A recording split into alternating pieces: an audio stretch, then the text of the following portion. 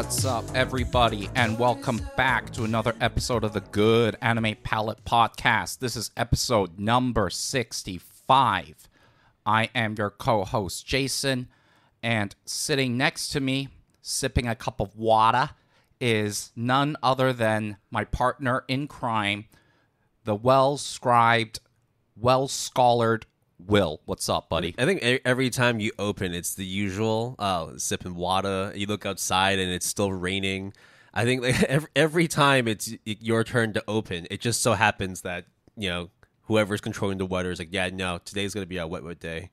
It fucking sucks. I mean, when you were walking over, was it raining yet or no? Oh, no, but I opened the blinds when I woke up and I was just like, today is not going to be one of those bright, sunny days. It was just so obvious. It was overcast. It was just gray. It was pretty miserable yesterday, too, because I was seeing that the clouds were looming, and I was hoping that like it would just rain overnight and clear up the skies for today. But I don't think it really did. It never rained. That's why it feels really awful outside. It's like really stuffy, low pressure. I'm just waiting for like torrential rain. Yeah, and you know it's going to be like mad rainfall at this point because it's like accumulating, right? It's perfect that it's going to be raining all weekend, I think. So like that's... You know, that's wonderful. And you guys can also listen in, if it's rain or shine, on our episode number 65. We're doing ASAP 3, our anime series adaptation primer. I almost forgot what the acronym is. The third one,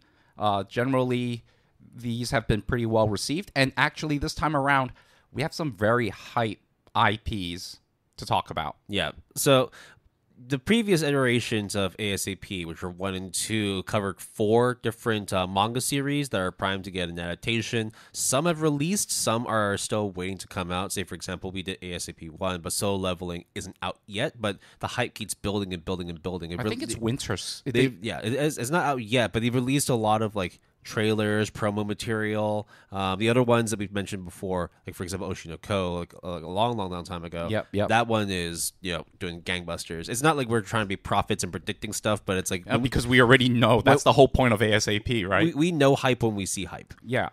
So hopefully the next couple of ones that we're going to be going over will also carry a similar level, if not higher level of hype. We're not trying to, you know, blow the top and just be like, oh, these are going to be the best series that come out when they get adapted. It's more just, you know, after reading them, we felt that there's a good level of material that can be adapted to screen on a good level and hopefully be enjoyable to most, maybe only to some.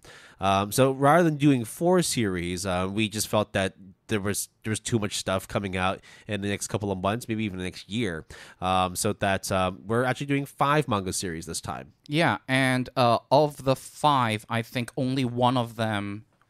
They all have anime adaptations officially announced. So because that's the whole point of ASAP, but only one of them is kind of relatively unknown. Everything else, the other 4, are either premiering in a couple of months or the next season after, in winter 2024. Yeah, I think 3 of them will be coming out in fall, so in just a couple of months, maybe in just a couple of weeks, depending on when you hear this. One will be releasing in winter 2024, so at the end of the year. Or maybe even the beginning of next year. And then the last one, at the moment, if you look at its mal entry, there's nothing much other than just one like promo poster, and that's really about it. Not much news, but our guess is that it will probably release sometime in 2024. Yeah. Okay, so ASAP 1, we talked about Kaiju number 8, and I know we were going to eliminate that as a news story, so we're not going to like put it in here as a timestamp, but just to let you guys know, that actually now finally has a premiere date of spring 2024, so April. Yeah. So if you're interested, you can look on Anime News Network. They've unveiled a cast list as well. So it's, you know, still a ways away, you know, still several months, but at least you know that it will be coming very, very, very soon. So yeah, we'll wait and see. At the moment, the manga is still doing really, really, really well. So, I didn't say really, really, really as oh my god, I knew it. Okay. So, all gas, no brakes. Let's go into the main discussion topic. We have been reading a lot, probably watching some stuff as well, but we're going to forego that news as well because I have a lot to say about all of these pieces of these 5 IPs. So should I just reveal all 5 and then go through it, or reveal as we go? I think we'll reveal as we go. I mean, in the end, right, we'll be putting the timestamps in there too. True, and it's kind of in the title too. So yeah, exactly. Okay, fair enough. So the first one we'll be going over. Now, this one is probably the the black sheep amongst the 5. It's the one that is like the least like its counterparts in this episode. It is when you have a sibling of 5, right? You always get the quirky one, right? You always get the weird one. This one is extremely quirky. The series we'll be talking about first is the 100 girlfriends who really, really, really, really, really, really love you, or Kimi no koto ga gai dai dai dai dai dai daisuki na 100人の彼女. Yeah, we're just going to say 100 girlfriends or 100 kanajos for short. I just noticed as well that in the Japanese, it's dai dai dai dai daisuki, but they only say die 5 times, whereas in the English, they say really... I read really 6 times, not 5 times. I can't count today. It's all good, bro. Yep. So this is a manga series that was written... how long ago was it? I think it's still airing. I mean, it's still in syndication. Yep. So it is published in English by 7 Seas Entertainment. The manga series is done by Rikito Nakamura, who did the story, and Yukiko Nozawa, who did the art. Currently, the mouse score for it is a very respectable 7.8, ranking at 1,250. Popularity-wise, manga numbers tend to be a little bit low on the MAL database, but still, with 45,000 plus, that puts it at a popularity of 339, which is quite popular. Very popular. Remember, the manga database is vast, right? Yeah. It's not just including all the stuff that you've read. It's also the stuff that is like one-shots, like a short release series, Japan-only exclusives, and also because of the fact that not many of us, Jason, you do read a lot of shoujo manga. There's a lot of shoujo manga that kind of fly under the radar, but that's also included on the manga database too for MAL. All of it, yeah. I mean, you could technically filter it by manga, but by default, it's kind of like all of written print media is like one list. Just like how anime, movies, and series are like the anime popularity and rank. Yeah, you could limit it, but let's just go with the big boy, the group all. So yeah. Let's mention like when it's going to be releasing. So it'll be coming out in fall 2023. So in just a few weeks' time, it will be airing. Who knows on what platforms yet? But we'll October 8th is the announcement. The date, but also which platforms we don't know yet. We do not know. It could be High Dive because they've been doing a lot of work in terms of getting exclusives. The likelihood they'll be on Crunchyroll. If it's on Netflix, that'd be surprising for me. Actually, no, not surprising. I've seen some weird stuff on Netflix recently. But let's not talk about the animation studio just yet. Let's go into the plot synopsis. So the manga series opens up with a young, I think, are they middle school or high school? I think it is going into high school. Okay. So basically young Ryubessen, 15, 16-year-old Rentaro Aijo, a young boy who decides, you know what, I'm going to muster up the confidence and try and get a girlfriend. So I'm going to confess my love to this classmate of mine. Unfortunately, the classmate does not feel the same way about him and rejects him, culminating to a total of 100 rejections for this poor Rentaro. Now, for him, he's just been going through a series of heartbreaks. He decides, you know what, I'm going to go to this this temple, this shrine. Now, in terms of because that's what all heartbroken guys do. Well, to be fair, it's also tied into a lot of Japanese folklore and mythology as well. I mean, it's the same with Chinese, it's the same with Korean. If you have bad grades, you go to a temple and pray that you get good grades. If you give thanks, right? Yeah, exactly. So it's just praying to the powers above to be able to give you, just some luck. So he goes there, decides, you know what, I'm going to pray, flip a coin in there, and as he's starting to pray, all of a sudden, the head of a god of the shrine just pops out from the donation box, scaring the shit out of Rentaro. But realizing, oh, you're actually going to help me? Sure, I'll help you, no problem. And he blesses him with the ability to be able to, matchmake with people that he confesses his love to. Now, unfortunately, when he does actually succeed the first time, it's not just a solo attempt. It's not just one time that he decides, I'm going to go and get a girlfriend, and hopefully it works. He doesn't just end up with one girlfriend. Another girl also happens to be there too. And as he confesses his love, she also confesses her love, and all of a sudden, he's stuck with the dilemma. Wait a minute. I thought I was just supposed to have one girlfriend. Why do I have two girlfriends now? Yeah, like, what's the deal, man? Like, I thought soulmates, I mean, typically speaking in folklore, fairy tales, you only get one, right? Yep. Because Turns destiny. Turns out it was a fat finger error. Instead of just saying one, So good. it was 100 confessions that would become successful. And there was also one small minor detail that the god forgot to mention to Rentaro. If any of the girls that confesses their love to him does not actually become his girlfriend, they will die. And so, just simple shit. Rentaro just needs to have 100 girlfriends. So the way that I interpreted, because I'm assuming that the English translation, as good as it is, kind of it's lost because it's kind of like Asian culture in terms of like the, within Japanese culture, there's like the red string of fate, right? And to me, it's like when you go against destiny, you're essentially trying to prevent something that is kind of like you're impossible, like it does not compute. Well, so I wouldn't say it's just tied to Asian mythology too, right? I mean, like it's all based on religion. It's all based on mythical beliefs that also transcends over to Western beliefs too, right? That's why there's people who, there are people who pray to Santa, on Boxing Day. It's like, dear Santa, I hope. I do that all the time. When was the last time you sent a letter to Santa? It's been a while because I keep getting no replies. What kind of cookies and milk did you leave for him?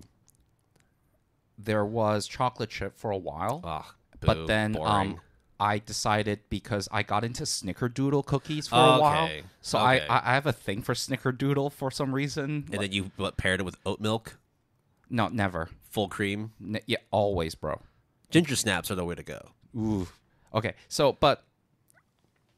Yeah, back onto the anime. So, essentially, when you're going against destiny, calamity ensues. I mean, that's just like a thing that is in a lot of themes that are of this nature. So, you don't want all, like, in this case, at this point, 98 other potential soulmates to meet their calamity. And well, before we even get to the 98, he already has a dilemma.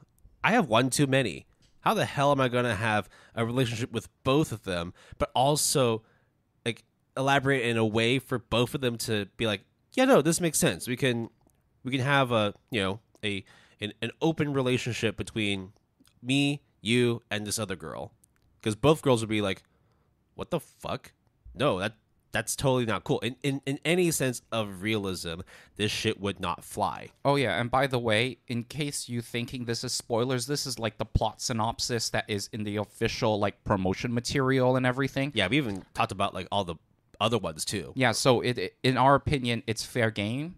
So maybe we'll put a timestamp in plot summary or something. But anyways, the point is that we got to convince you either to read the manga or anticipate the anime adaptation that's incoming. So we got to go into it. It's the plot synopsis, as we mentioned. So it's unique to ASAP as well. Basically, it's like, you need to know what the fuck the whole premise of the series is. And then afterwards, well, okay, I guess he's managed to somehow get 2 girlfriends. How the hell is he going to manage getting the other 98? So that's what the rest of the series will be. I think in terms of the manga, Jason, you're fairly caught up with it. Of course, you're going to be seeing all 100 of them. I think they're nowhere close to revealing all 100 girlfriends yet, right? I think right now where I am at in the manga, they're in the teens. I still have I think a bit to go. So about 1/5 of the way. Yeah. Right. I have a feeling though that they're probably going to start ramping it up, because there's no way that people would have the mental fatigue to be able to actually go through all 100 of them at the pace they're going. But again, I'm not the one writing this. Yeah. So onto the anime adaptation. The studio that will be responsible for it is Bibri Animation Studio. Now, in our retrospective episode earlier this year, we mentioned that Bibri, unfortunately, was one of the not worst performing, but they definitely didn't do that well. It was a shame. Of course, it's like you never wish for studios to perform poorly, just not get good adaptations. But the numbers don't lie. A lot of the series they released did not break the 7.00 mark on my anime list, or maybe they were like low to mid sevens. That doesn't mean that we're going to be sort of like slating this particular adaptation and be like, oh no, if Bibri is handling it, then that means 100 Girlfriends is not going to be a good adaptation. But at least, in terms of what we've read so far, now I've only read one volume, and I think that's like a fair assessment in terms of like where things go, like in terms of like the pacing, in terms of the flow, in terms of the character developments. One volume was enough for me to sort of get an idea of how this series would develop, because you already saw a fair amount of plot development, character building. I guess there's some sort of like deeper dive into like the world of relationship building in this series as well. So I'm not so worried in terms of the animation quality. I think because there were trailers that came out for it and it all looked pretty decent. Yeah, right? and for ASAP, generally how Will and I operate is we not only read the source manga or the manga adaptation if the source is like a light novel, but we also try to at least get a glimpse of what the anime adaptation will look like, at least to the best of our abilities. So usually that would require like a trailer of sorts, because that's all we've got, right? Yeah. So I'm not going to be like reading everything that's out there, unless of course there's some stuff that's just really really good, like Solo Leveling or Kaiju number 8, then I will read beyond what's necessary. But I think a volume was enough for me to get a gist of how this series would develop. My initial thoughts in terms of how this potentially could get adapted is that it's going to be pretty average, I think. The reason why I say it's average, it's not just down to it's not down to like Bibri. I think it's just also the fact that these kinds of weird like love polygon or like whatever the term what is like 100-sided shape? Yeah. I don't know. Yeah, but I know what you mean.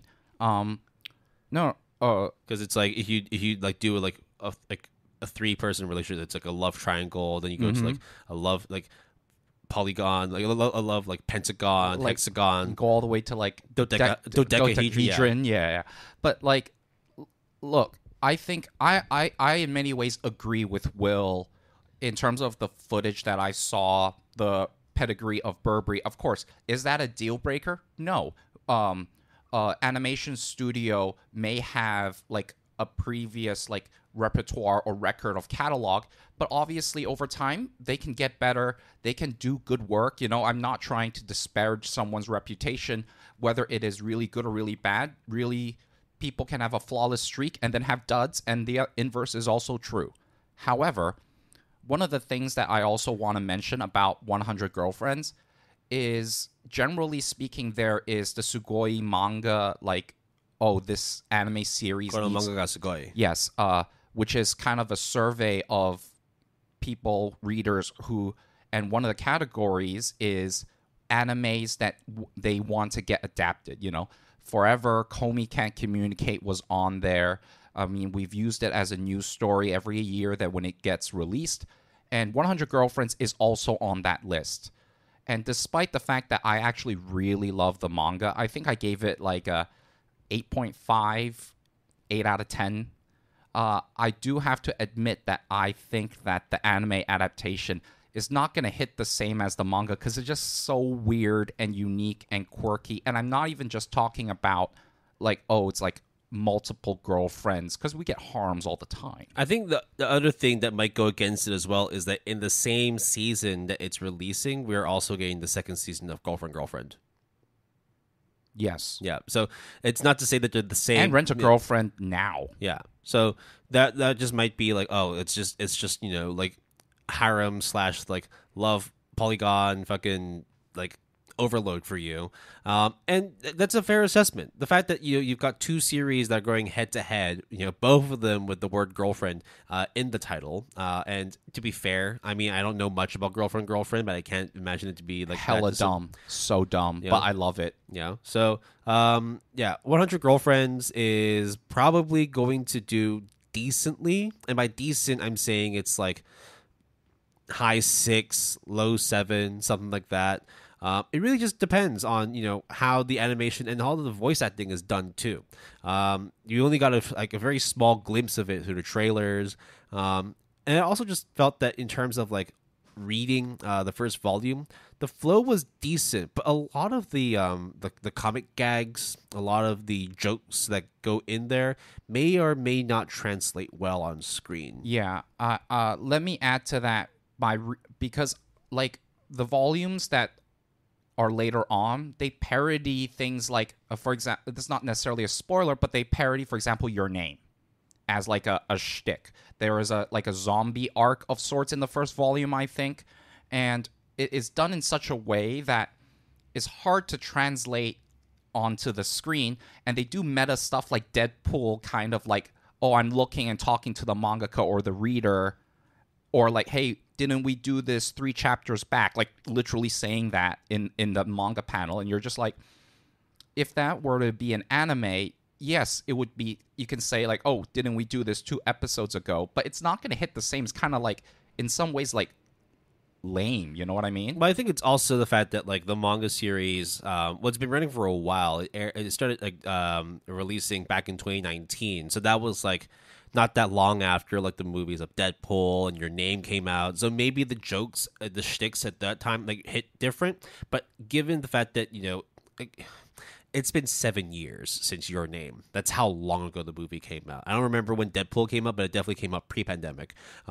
So it's probably because of the fact that the jokes were a lot more fresh back then that it probably like translates well, at least in manga form. But when you have slightly outdated sort of like references and comical gags in the anime, people may or may not like resonate well with it. It's hard to say. Yeah, because it's time sensitive, right? Yeah, there might be some people that are just like diehard like Your Name and Deadpool fans, and it just works for them.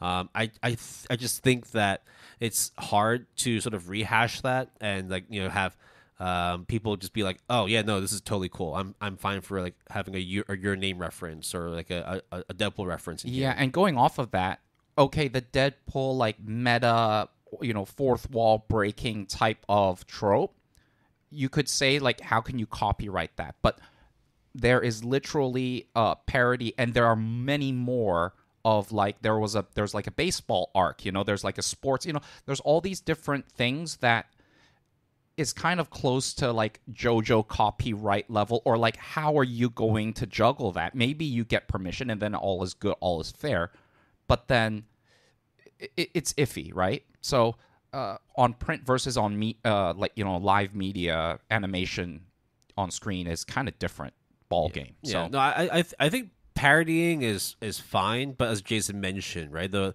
laws in terms of fair use in Japan are very muddied. It's really hard to get a good grip of what actually is just fair use, when the fact that they don't actually have a proper definition of what fair use is. Yeah. Now, but that aside, I don't think that's going to be what derails or like potentially makes or breaks this series. I think overall, if you're looking for a decent rom-com, right, and it's not girlfriend, or it's not any of the edgy stuff that are coming out in fall 2023, this could be something that tickles your fancy. I think that this is something that is an easy watch. It's the easiest watch of the 5 that we'll be mentioning today, because it just does not require any brain power whatsoever. You could just have this playing in the background and you'd still be able to get along with it. I will say, because obviously I'm biased, because I actually really like the manga. I think the manga and the way that it juggles the premise, the fourth wall breaking, the parody,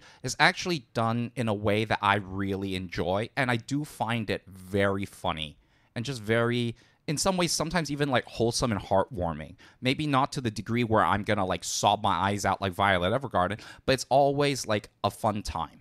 So sure, I think the anime, as you said, Will, like low 7s, high 6s. It's hard because in terms of like adapting material, like, you never know. There's never a guarantee that it will hit well. Yeah, and then also you get Dangers in My Heart, and then all of a sudden we're both wrong, right? Well, that's not what I'm getting at. I think it's just the fact that it's also releasing in a season where there's a lot of competition.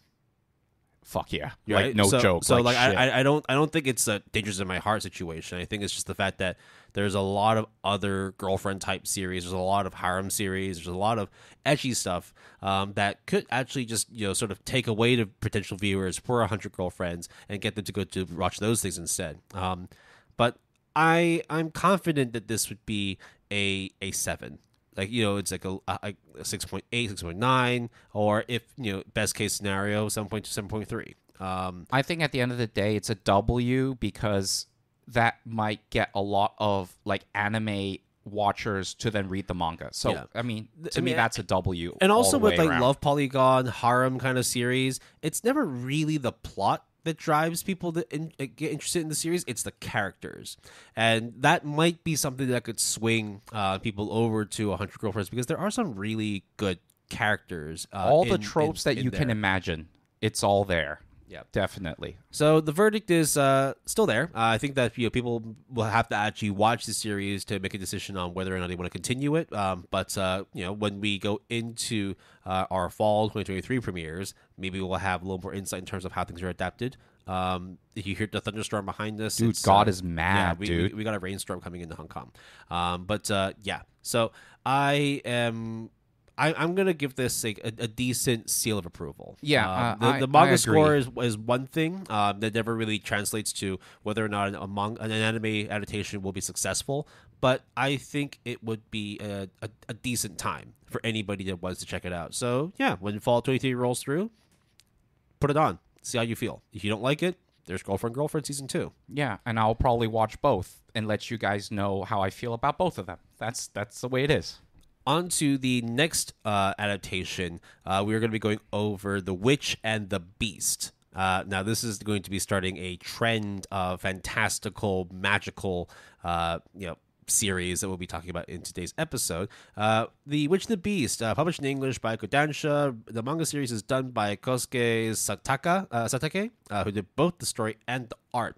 Now, the malinformation on one end is really, really good, but on the other end, it's the fact that it's an 8.07 puts it in the top 700, but because of the fact that there are like far fewer members on the manga entry on Mal, just under 10,000, it does mean that its popularity is 1,839. Still fine. I think it's one of those kinds of like, if you know, then you know, right? There's definitely a minority of people that really, really enjoy reading this, but at the same time, this is just Mal. This doesn't necessarily represent everybody. I think that I don't know if many Japanese people use Mindme list. They probably have their own databases. Yeah, and to be fair, I think when the anime premieres, right? I think for all of these animation adaptations, the scores will dramatically shift for better or for worse, just because there's more exposure, people are more aware of it, or they just check out the source. That's just the way it is. So I anticipate that these numbers will change, as with all ASAP candidates in the future and in the past. Yeah. So I did do a small update earlier in the week in terms of some of the Mal stats. Oh, yeah, thanks. Generally, all the series either went up in score or they went up in membership. Right. It's small numbers. It's not like it went from like a 7 to an 8 overnight. It's more just like, oh, it was originally a 7.8. Now it's like a 7.5, a 7.85. There were 10,000 members before. Now it's at 11,000. So, there's definitely people as the seasons go by, gain more and more eyeballs onto the source before. or when they announce the anime, right? Just basically people wanting to see like what is this all about. I mean, just like us. So This will be premiering in winter 2024. The date's still not confirmed, but at least you'll know that it will be releasing at the end of this year or the beginning of next year. Most likely sometime in January. yeah, something like that. Yeah, typically, yeah. Now, there's not much of a plot synopsis because I think it portrays itself to be one of those kinds of mystery. It's an action mystery. with horror elements, kind of. Horror in the sense that there's like mythical beasts and like some real dark magic and whatnot. I think that's the kind of, not really horror, but more like shock value kind of thing, right? So it has been announced that it's going to be produced by Yokohama Animation Lab. There's obviously a trailer out with the announcement of the Winter 2024 premiere. And, Will, what do you think of the manga? So the manga plays out with two main characters. Guido, who is a very angry woman, a very strong, powerful angry woman, and Ashav, who is kind of like her Handler? her confidant, handler, kind of Partner in crime kind of thing? Yeah. They live in a world where magic exists. However, it's not as straightforward. Imagine like magic in the sense that there are like it's almost like Full Metal Alchemist Brotherhood level in terms of like the if you have these powers, great, but more often than not, these powers usually end up in the hands of bad people, and that's when shit gets really, really awful. It really does remind me of something like Ancient Magus's Bride in just terms of like the severity of how brutal some of like the topics of discussion are. Obviously, I think that The Witch and the Beast carries a more darker tone, and I will definitely get into that. But yeah, this shit is no joke, right? It's not like your happy fairy tale Disney princess type of scenario. This is magic, kind of in a very real and grounded way in many instances, right? Yeah, and, it's not so much that it's like, oh, like you have witches flying on brooms, you have people with wands doing levitation spells. This is not Harry Potter. This is much darker than that. It's basically if it's casting fireballs and causing like worldly destructions. I think the one-liner that I would use is imagine Criminal Minds mixed with dark, grimy magic. Yeah, it's like the case of Vanitas, but when things get really, really, really bad. Yeah.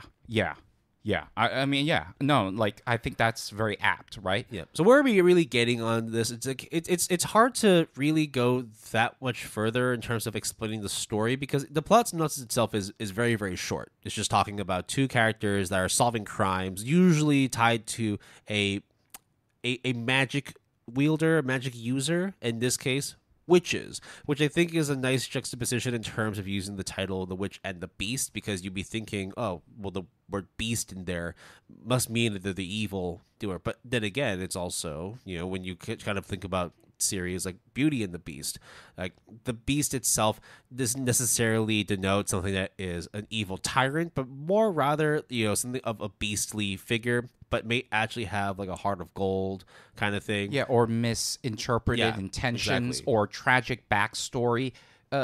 It is very, I think the Beauty and the Beast analogy or comparison is so accurate because it gives you that perception, right, with just that name, The Witch and the Beast.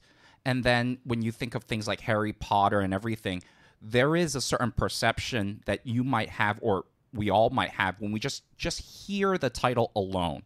But I have to admit that when I read the manga going forward, I now realize what the title means. And even then, I don't know exactly what it means, but it is like not... it does give a first impression, and I can tell you it will probably not be accurate. Yeah. So in this instance of The Witch and the Beast, very clearly you kind of have an idea of who the beast is. So with the focus being on the witch, a lot of the series focuses on townfolk, like just, everyday pedestrians and, passersby that live under a veil of thinking that things are fine and dandy because of the world of magic and things are good. Things are always protecting us because of the fact that we have these magical powers that, imbue the city with wonderful creations and great livelihoods. But, of course, this is never one of those black and white situations, and that's what Guido and Ashav are trying to rectify. They know better than to just see the facade of witchcraft as being, this almighty good doer and all that.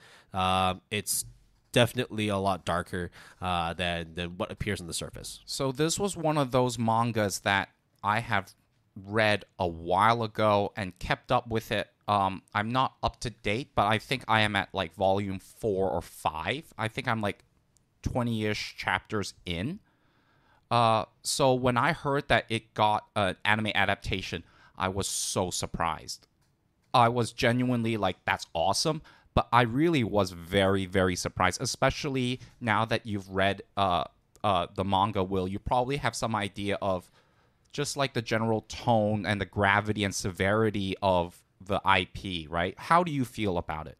It reads like a seinen, in the sense that the plot delivery, the conversation lines between characters, it's a very slow tone. Yes. and I think that works for certain audiences. The fact that they really do take time to world build, to develop characters, and sort of create this sense of just sort of uneasiness that exists within the world of Witch and the Beast. What I would say in terms of how it would be adapted, now I haven't really watched a whole lot of Yokohama Animation Labs. I think it may be a pretty decent studio. Again, this is not to say that like we're using studios as a barometer for how well a studio, how well a series will be adapted. We're just going by what information that we have. Now, in terms of how I think, I mean, the anime looks like it will be decent. I think that at least the action. That's the thing about this series too, as there is a lot of conflict and battle in this series. There's not a whole lot of action. Rather, it is sort of like the lead up, the dread in which one comes across a difficult situation when they're coming up against a tyrant or up against evil forces. That's the kind of sort of I think the driving force of what leads people to reading Witch and the Beast in the first place. It's not so much the action itself, but it's the road leading up towards it. Yeah, I agree that it is a seinen through and through. Not only in terms of Not just the tone, right? not just the tone, right? But it's also it doesn't play out like a instant gratification. No. It and the uneasiness is something that genuinely like occurs as you read it, because you're just trying to figure out everything is a mystery and not everything is answered all the time, but it is enough for you to kind of piece together by yourself. And it kind of because it's also the world is basically very real, obviously, without like if you exclude the magical element part, but everything else is so real. It kind of is like it's real but it's not, it's fictitious but it's not. Like I can totally see if magic were be implemented and it turned like in a dark evil timeline, like reality, this is that world. Like you're not using wands to levitate stuff or just cast like illumination spells. Use it to kill people. And use it to fuck people up. And you use it to indoctrinate and control people. Right? It's really fucked up, some of the earlier like cases that they go through. Like it's just really fucked up. Like I think that this may be something that works against The Witch and the Beast. Not, I mean, personally for me, like I like that it's different. I like that it's not a series that is like 100% like high octane, fast paced, and you're just like bowling straight through all the plot and just getting straight to the action. I like that they take the time to get to the action by giving you like a lot of exposition, a lot of interaction between characters, develop those characters, build the world that they live in. Because dude, like some of the landscapes in the manga series are gorgeous, and I think that drawn well, man. And I think that it will take time to essentially perfect it. My issue is that may not, and again, it's because of the fact that it seems to be more within the seinen demographic. There might not be as many watchers for this series, and it's it's comparable to why there's a lot fewer manga readers on the Mal database compared to, for example, 100 Girlfriends. Right? It's almost 5 times as many people for 100 Girlfriends compared to the other series. So it's just like a harder. It's harder to convince someone to read The Witch and the Beast than it is to read 100 Girlfriends, for example. And I anticipate that the anime adaptation, I'm not even sure that they will go all the way in terms of the full display of just the sheer carnage that occurs in the manga. Does that mean then they might cut corners in terms of censoring certain things? Who knows, right? But at least I can guarantee that there will be carnage, there will be bloodshed, but how much, how accurate it is, in a way it matters, and in a way it doesn't matter, right? Don't treat it as like a gore fest or like a shonen action kind of level of, visual animation. I think that would be the wrong way of interpreting it, and I think it would be a disservice to The Witch and the Beast. I think that it's one of those. It's like watching, again, like going back on it. It's like watching The Ancient Magus's Bride. Yeah, that it does become a slow burn, but when you get to the points where there is conflict, when there is action, because you've had so much backstory leading up to it, it makes you feel so much better. But I understand that people can be impatient. People want to see the nitty gritty. They want to see people beating each other up. They want to see like amazing animation done because it juxtaposes all this like strong magical ability that exists within this world. I totally get that. This may not be a series for you. I could be wrong. They might take a different animation sort of like adaptation level for this series. But I think that what's required for this series is a good level of patience. Yeah. I have to admit that, well, not really admit, it makes it have a certain connotation. When I watch the footage of the trailer, it looks very clean, very presentable. It looks very good. Right? I mean, this is just purely based off very limited footage that we can all be accessible to on YouTube and whatnot.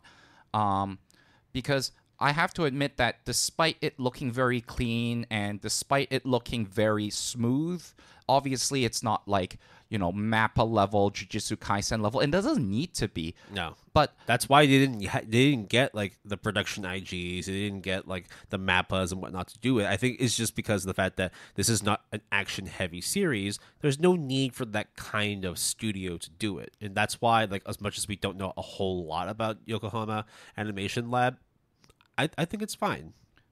Yeah. I gave the manga 9 out of 10. I don't know about you, Will. What would you give it? I only read one volume, but I'm really enjoying it. But like at the moment, like I'm not really giving a score on it, other than the fact that it's if you're Are you not vibing with it? If you don't vibe with the anime when it releases, then I implore you to go and read the manga, because that's the thing with like these kinds of slow paced series. It's easier to pace yourself when reading a manga compared to watching an anime. You're always going to be fixed on 25-30 minutes per episode, or if it's a double episode format, then 50 minutes and so on. Whereas when you're reading a manga, it's really up to you to control the pace of how quickly you go from panel to panel. And it's laid out bare for you.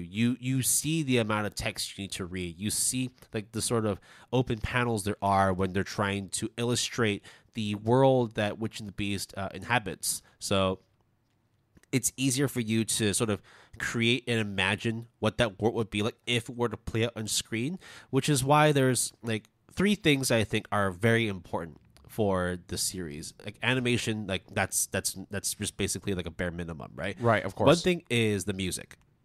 Ooh. Music, which then also ties into the second thing, which is voice acting. Does it need like organ, I don't think like organ or like orchestral music is the one to go through. There may be some like orchestral tunes to go along with certain scenes, but I think generally it needs to be able to sort of create that ominous like feeling. It needs to be able to create those dark undertones that exist within the world of Witch and the Beast.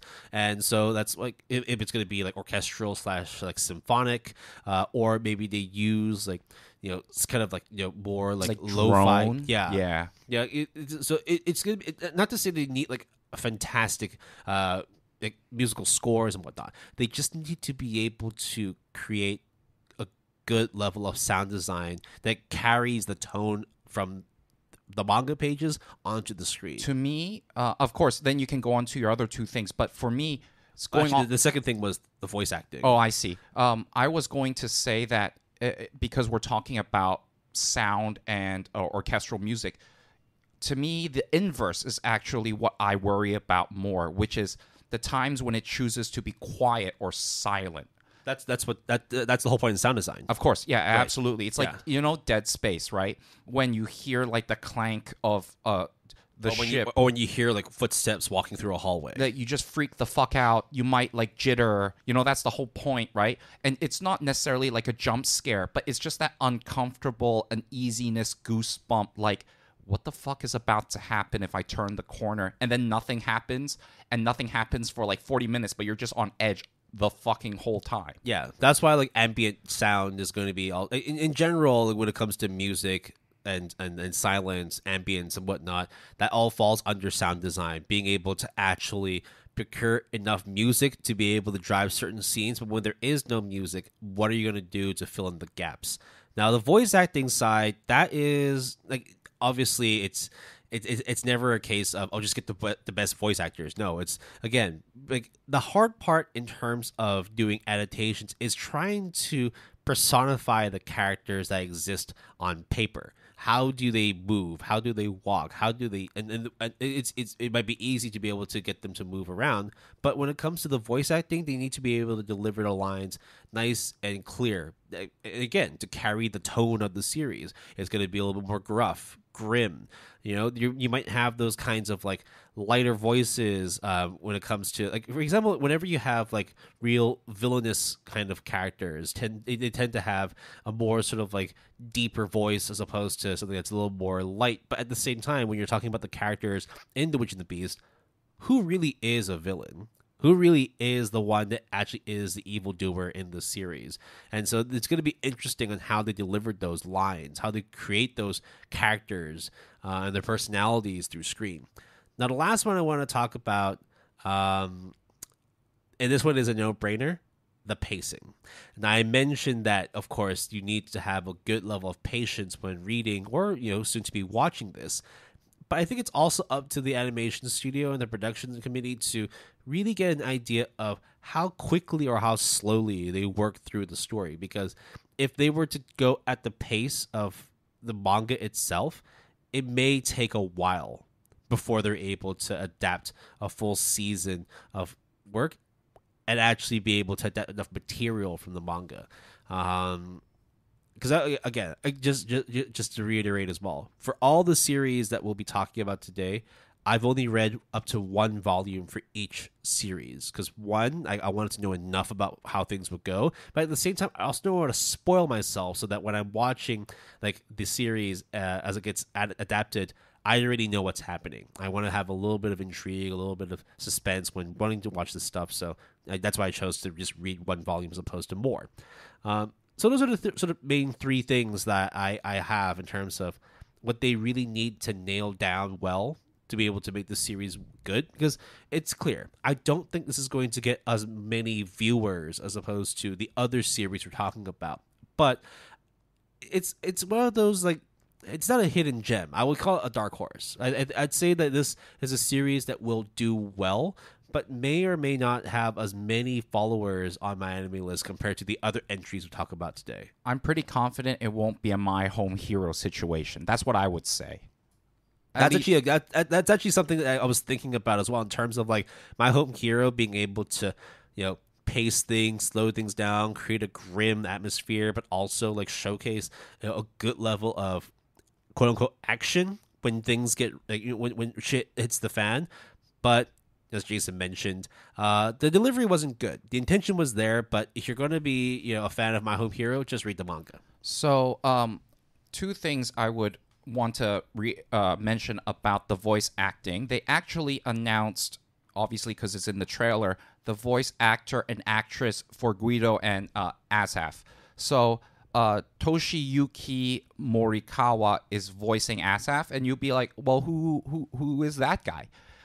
If you like JoJo Diamond is Unbreakable, there is a character, and I'll just say the name, no spoilers, Kira. That is the voice actor. That's a good voice actor. If you like Jobless Reincarnation, he is the dad, the Gray Rat dad. Paul, I think is his name. Paul, Mr. Gray Rat. Mr. Gray Rat. So it is, and he has a lot of credits, voice acting credits. So it's very fine and established, and I'm pretty confident in his portrayal of Asaf, even with the very limited amount that we saw. Is it Ashaf or Ashaf? I think your pronunciation is correct because I'm doing like the nuclear, like the poor man toe, not poor man toe, like You mean the Jason pronunciation? yeah, I got to fill that award category somehow. Okay, but 'Cause every time you say it just sounds like you're saying asshat. he is kind of an asshat though, Is he? a little bit. Really? He's a like, handler. He is a handler. He needs to be able to rein things in before things go foobar. I love the acronym FUBAR. Like, just as a side note, I don't think a lot of people know FUBAR's, like... It's old. It's an old acronym. It's an old military acronym. But Yu Taichi is the voice actress for Guido. Was it Guido. Guido, thank you. I'm really bad with, like, these European... I mean, who knows? The way they pronounce it might be Guido. We'll find out. But she also has an extended, like, voice credits in terms of little punk ass bitches. So you might think of Fruits Basket, the tiger. Okay. She's also the voice actress for Dorothy in Princess Principal, which I really adore, and she has also a lot of these like male kind of punk, very like spry voice credits. So in other words, her catalog, her range is, I think, quite extensive, and I'm pretty confident in like her abilities. At least with these two voice actors and actresses, I think they, based on their prior experiences, they should be able to carry the tone of what's needed in The Witch and the Beast. Now, whether or not that makes or breaks the series, that I don't think that's like the singular reason. I think a lot of things have to come together to be able to make it good, right? It's not just down to them doing good voice acting work. It's also whether the sound design comes together, whether the animation is smooth, and whether they're able to deliver, the overall sort of atmosphere that is built in The Witch and the Beast. So I'm probably going to enjoy it. It's going to be hard to tell whether this will have as many eyeballs on it as compared to the other series, but I think that if you've got time to watch something that's a little bit different in terms of the delivery of story, the delivery of action, this gets a good recommendation. This one gets a seal of approval for me as well. I wholeheartedly agree. I will be very anticipating of the anime when it comes in winter 2024, and I have a sneaking suspicion that we will be saying that this is a good anime adaptation. It is also probably the least predictable one, too, because I think the other ones, it's quite clear what kind of demographic they're going for, and they really play into it well. Whereas this one is a much more sort of like smaller audience, I would say, that they're targeting. But seinen by definition is like more niche, right? And not action heavy as well. But there are a lot of action, but it is not action heavy. Yeah. Like each hit, it's like there's like only 2 punches, but each punch is like brutal, like that kind of thing. You know what I mean? So like basically, like for lack of a better comparison, it is Ancient Magus' Bride gone wrong. Yeah. With Criminal Minds. I do have to say, though, that a lot of the chapters are split into, like, cases very similar to actually Ancient Magus' Bride in the way they separate, like, arcs and stuff. So the pacing to me is going to be interesting because if it does occur, then how many quote-unquote cases do you put in? Obviously, it's not just focused on the duo. There are more other, let's say, characters that work together with the duo that is in like the later volumes that I think will definitely be covered in the first cur, if they go a double, but I'm pretty sure it's one cur. I'm pretty excited, to be honest. Yeah, I think that all the series we talk about will be one cur with the exception of one. At least I think. I don't know yet, but we'll see. Yeah. Right. Let's move on to the third entry for today, which is, still staying on the witch theme, but a lot. So, is it different? I don't know. The series we're going to be talking about is Hat Atelier, which is written and drawn by Kamome Shirahama, published in English by Kodansha USA as of April 9th, 2019. It's also simulpubbed through K-Manga, so not too hard for you to be able to get it online, or if you want to get it in print, you can also order it too. Now, this adaptation was announced way back, like almost like over a year ago, back in April 2022. But as of yet, still no studio and still no premiere date. This is the series we mentioned earlier that does not have a whole lot of release information, but that's not the most important part yet. In terms of the manga itself, it is extremely, extremely good. In terms How of good? It's in the top 100. That's really rare to see when we talk about manga series. That's on this insane. ASCD. It's an 8.59, which puts it 90th on the manga database for my anime list. 71,000 plus members. So that to me is the more impressive number, that honestly. just puts it just outside of the top 100. It's actually 201. Right, yeah. And I'm just like, you have to understand that, of course, rank in terms of the Mal Raw score matters. And Will and I put a lot of weight on that, or at least in terms of like getting like a rough idea.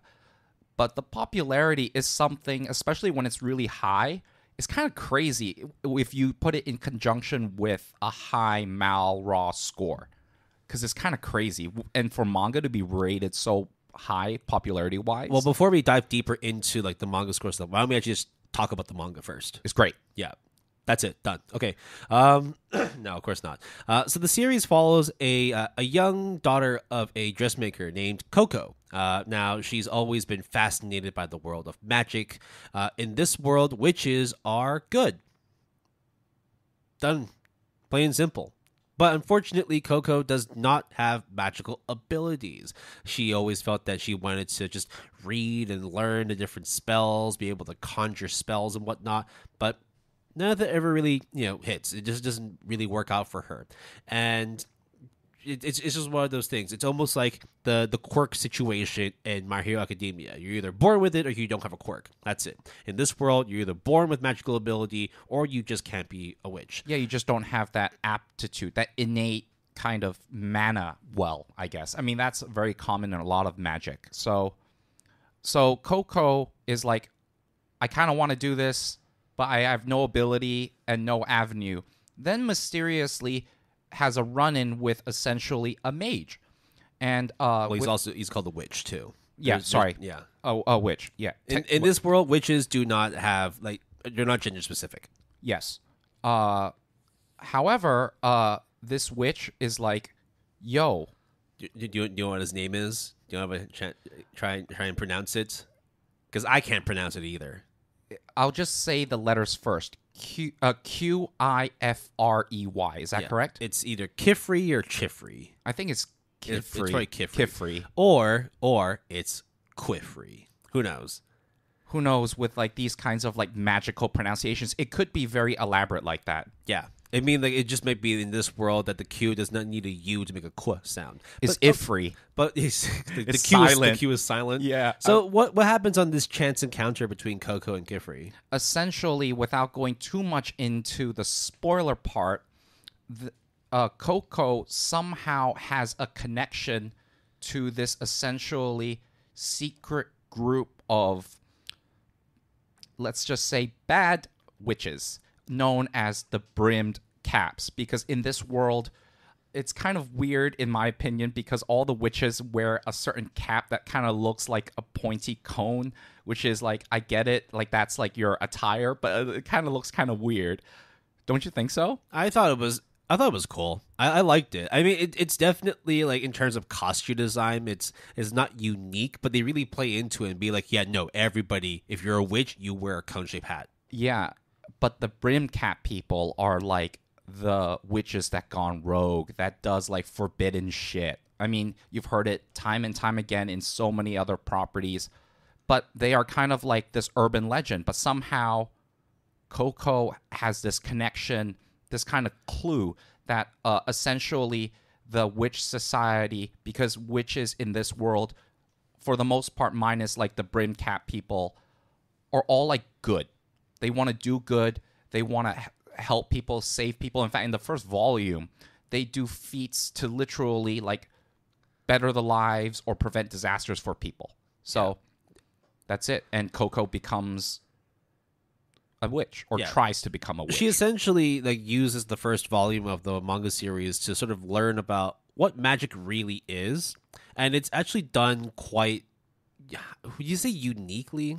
It's not that it's like, oh wow, that's how they do magic. Oh, that's fucking awesome. Because again, like I don't want to say how they actually conjure magic because that's a spoiler, but it's not that different from other series that have done some sort of incantation of magic. I do admit, though, the way that they, like the lore, the world building of how magic works is always something that fascinates me in these sort of like witch mage type kind. Like, oh, it's not just your typical D&D shit. Well, it's also like it's not that hard. Nothing's wrong with D&D, by the way. It's not that hard to just use that baseline and sort of develop your world, right? It's just how much you deviate from it and add your own flavor. And I think that with the Witch Hat Atelier, it does it quite nicely. I really like it. It's not going to be like, well, this is something that is fresh and unique. But what is fresh and unique is this is the way that the manga plays out is very shonen action. And what's really good is that we finally have a capable and strong female lead. We actually have a female protagonist that's not just a straight up damsel in distress and needs her friends to help her along the way. She actually is able to hold her own and kick some ass. I think one of the things very early on, I think it's like chapter 2 or 3 in the first volume. I'm like several volumes in. It is interesting to be placed in certain situations, whether it is Coco or like the people that she is with as well, and they try to like figure things out. You know what I mean? It's like, for example, there's at one point, Kifri. I'm just gonna just call him Kifri. Sensei. For up until we actually get confirmation of how to pronounce his name, we will be going by the pronunciation of Kifri. Kifri. He puts Coco in some sort of like test, right? Like he doesn't. He basically says there's a test. Yeah. Don't do it yet. But then things happen. Yep. And that's when Coco discovers the realities of using magic, how it goes a lot deeper than she initially thought. The reason why she was interested in this world of magic in the first place is because she comes across some specific magic and just is really, really intrigued in it, not knowing that there are actually deeper and darker implications. It's like naivete, basically. Right? And then things go real bad, foobar, if you will, and she just has to rectify it. She stands by the side of justice. She needs to be able to figure out how to right all the wrongs. And there's Kifri who comes along and says, things aren't all that black and white. It's not that simple of these people are bad, these people are good, and that's how it is. No, there's always an in-between. It just depends on which side you decide to step on a little bit more. I think we can leave it at that in terms of the plot synopsis and the as non-spoiler as possible sort of description. Now, one thing I will say, though, is Coco is like a kid. Oh, yeah. No, she's young. I think she's like maybe like 13, 14, maybe even younger than that. Yeah, like this is not like a teenager, like more like what you would consider like someone who is very mature. It's like when you first meet Naruto, basically. It's essentially someone who is in like their early teens, and well, Naruto is just a punk, whereas she's not a punk, but she's extremely naive and open-eyed to the world of magic that she just does not see that there are darker implications as to the usage of magic. So I think that this is refreshing in terms of having a magical girl / magical world action anime. There's been a couple of those before, but it's just nice to see that we're turning the tides on the representation of main characters and seeing that this time around, yes, it's the fact that it's focusing on witches. So of course, people might get the connotation that it's more focused on female-centric characters. But I think that that's still a good thing. I think that it would be a disservice to have like a witch character that wasn't a female. It is weird though that like her main guide, her main counselor in this is a male witch, but we're not going to get into gender stereotyping here whatsoever. But I'm pretty excited to see how this one goes. I think that this one will be a banger. It does come down to though which studio is going to be making it. Right, because as of right now, and Will mentioned it in the very beginning of this section, other than the anime announcement, which is kind of like the typical like Soul Leveling's first trailer where it's like like manga in motion, we don't have a studio, we don't have a release date. And here's the other thing about the manga's art. It is super, like the description that I would use to describe the art of which Hat Atelier is exquisite. It is so intricate. I would say it is like almost like reading a fairy tale book of sorts, right? And it would be very, very interesting to see who is going to pick up the mantle to adapt it. Now, of course, you might be saying, Jason, which Hat Atelier? Isn't that kind of like Studio Wit's jam? If we put, Wit, I wouldn't Hat put, Atelier. That was terrible. That was terrible. I wouldn't put Studio Wit, and I think it's probably not something they would do unless it was a collab. So I actually have two sort of guesses / predictions, if you will. If this was just like a standalone like 12 to 24 episode series, I would have said no brainer Studio Trigger. But oh shit. Yeah. But the fact that it's still an ongoing manga, and I think it's going to do well, which means that there's going to be more series that come, more seasons that come beyond what's to come for this series. I think in an ideal world, it would be a co-production between Cloverworks and A1 Pictures. Oh shit. I was going to go a different route. I was also thinking a co-production, and I might be crazy in saying this, and I don't think it's even possible, but in like my metaphorical world, it would be a crossover between Kyoto Animation and PA Works. That's not ever going to happen. I know. But what I say about Cloverworks and A1 Pictures is entirely possible. Very possible. Yours is just like a pipe dream and a pipe dream. I mean, I thought Magic was ridiculous, but what you just said was just well. No, but you think about it this way, though, right? Like, maybe Bones and Wit, I think, would also be a decent choice. I don't. It doesn't seem like a Bones kind of thing. Wit, maybe. Okay. If it was a Wit and A1, because Wit and Cloverworks have worked together, right? Okay. I'm going to like do a third. Okay, this is kind of stupid because I keep saying like all these like collabs, right? Assuming that it is even a collab. But I think Wit Studio and Kafka would probably be pretty good due to their relationship on the handover of the Ancient Magus' Bride. I think that it's at least a decent of the three options that I gave you, right? Possible. I'm still holding on. No, yours is good. Yours is legit. I think because of the fact that with Mashal, they've done A1. A1 did Mashal. Cloverworks have done a lot of sort of like fantastical stuff as well, and it makes things look really pretty. Not to say they're that A1 both doesn't, very pretty. Yeah, so yeah. I think the reason why I say it's a co-production though is because of the fact that Cloverworks is still like hot and heavy with Spy Family or Spy X Family, and they've got a lot of other stuff that comes up. Like every year, A1 Pictures and Cloverworks are always producing a fuck ton of stuff. So I would imagine that if they were to work on something, they might be able to divide up like some staff and put them together in a room and just work together. That I think that's you probably two kiss work together. You know, I think that's the way that like I would imagine it to go. Because if it was just a sole Cloverworks or A1 Pictures, like dude, this is going to be a long series, and I don't think either studio is going to be able to just pump out like long running TV series without the help of a co-production. This is not a MAPPA situation. Because I don't think they're big. I don't think they're nearly as big as MAPPA. Yeah, I don't. Yeah, and but A1 is pretty big. Well, A1, yeah, because they work under the Aniplex like sort of subsidiary umbrella. But even then, I think the fact that like they do so many productions, they do like originals as well. So how likely is it that they're going to be taking up another long running series under their repertoire as well? Do you remember who is the parent company of Kodansha? I need to check. Yeah.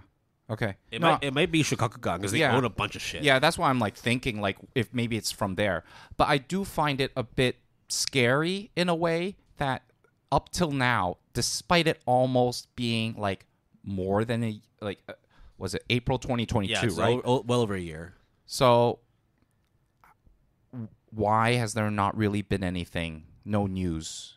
Is it in production hell? Is it because they Because if you generally announce that you're making an anime, you have something, right? You have an arrangement of sorts, right? So that you're confident enough to hype people up, right? Well, I think at the same time, it was announced like at the beginning of 2022, which, Japan was still in the midst of, a government like advisory warning for COVID, which means that whilst they might have gone to committee to greenlight stuff, production might not have even started.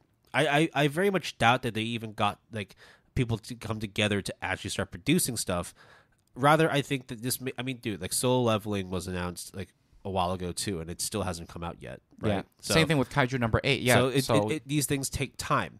I would imagine by the end of the year, like when we start getting into like the 2024 seasons, that's when we'll get announcements. I think, if all goes to plan, we'll probably release in fall of next year. That makes sense, because usually the fall is always where the crazy heavy hitters, the award-winning anime series debuts. And I think summer comes too soon, not to mention that like summer usually gets like drolled by like a bunch of like kind of mid productions like year to year. So I think this year's no different too, by the way. Yeah. I think fall 2024 is a safe bet. I think like a year from now we should be able to start watching Hat Atelier, and I'll be excited for it because it is probably of the 5 the one that I think would hit the hardest.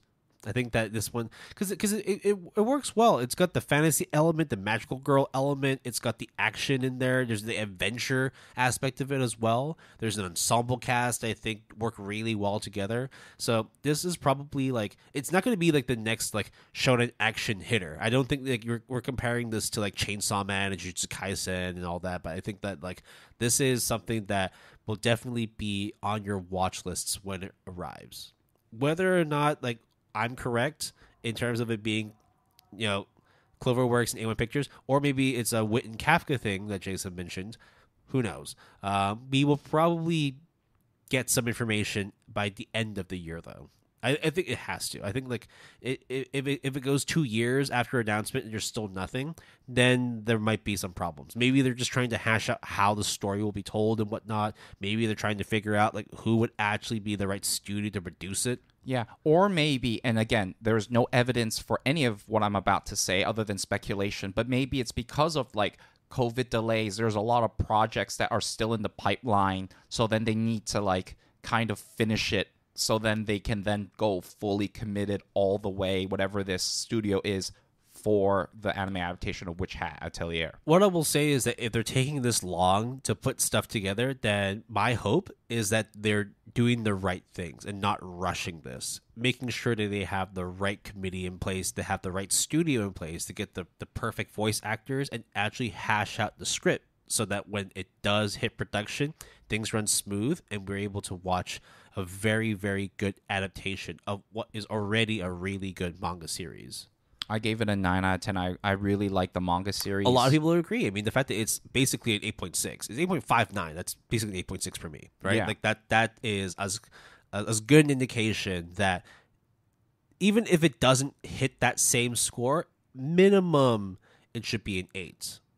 Right? But 100%. But that's also just speculation. It's also just us not knowing a whole lot of like the behind the scenes or who's going to be working on this series. This is just hope. Right. And also carrying the hype. And we hope that people also like, in the meantime, whilst they're waiting for the anime to come out, read the manga.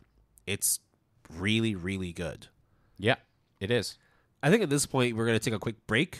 We will be covering 2 more manga series, but these ones I think will require a lot more discussion. So I hope you've enjoyed what we talked about so far. But after the break, we'll be going into the final choices for our ASAP 3, and in terms of manga series that when they get anime adaptations, we think will be good.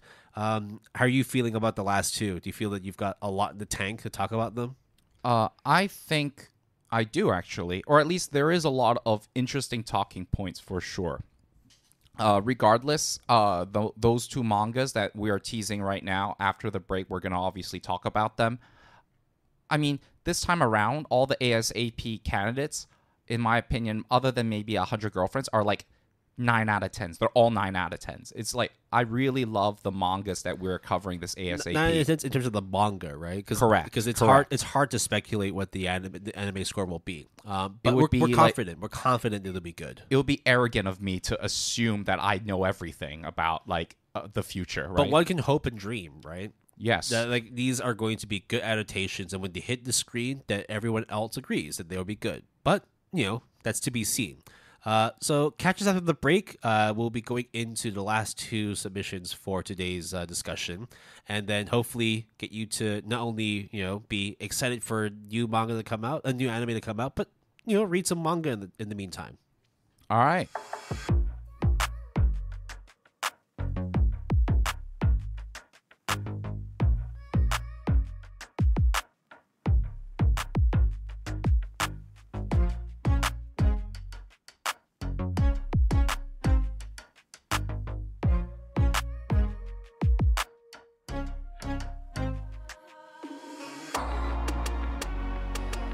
We are back for the second half of today's episode 65. As mentioned, this is ASAP 3. We've gone over 3 manga series and now tackling the final 2.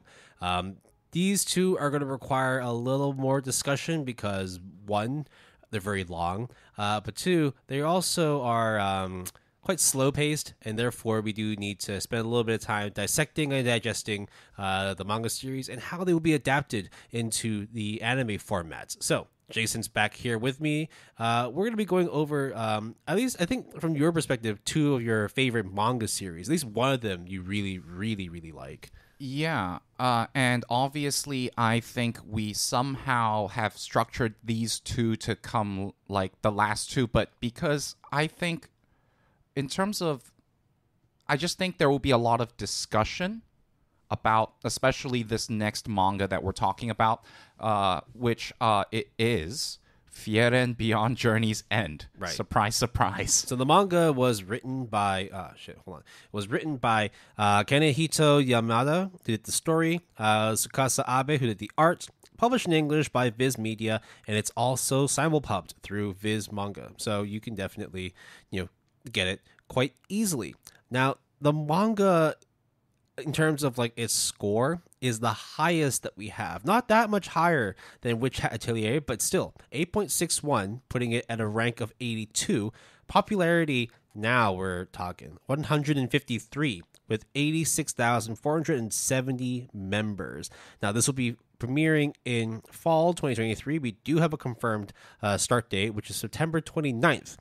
But in similar fashion to Oshinoko, this is not just going to be a singular episode premiere. No, they're going to be releasing a 2-hour premiere for Frieren. Now, this is going to be simulcasted on Crunchyroll, and I think the production studio is the one that caught everyone by surprise, Madhouse. First of all,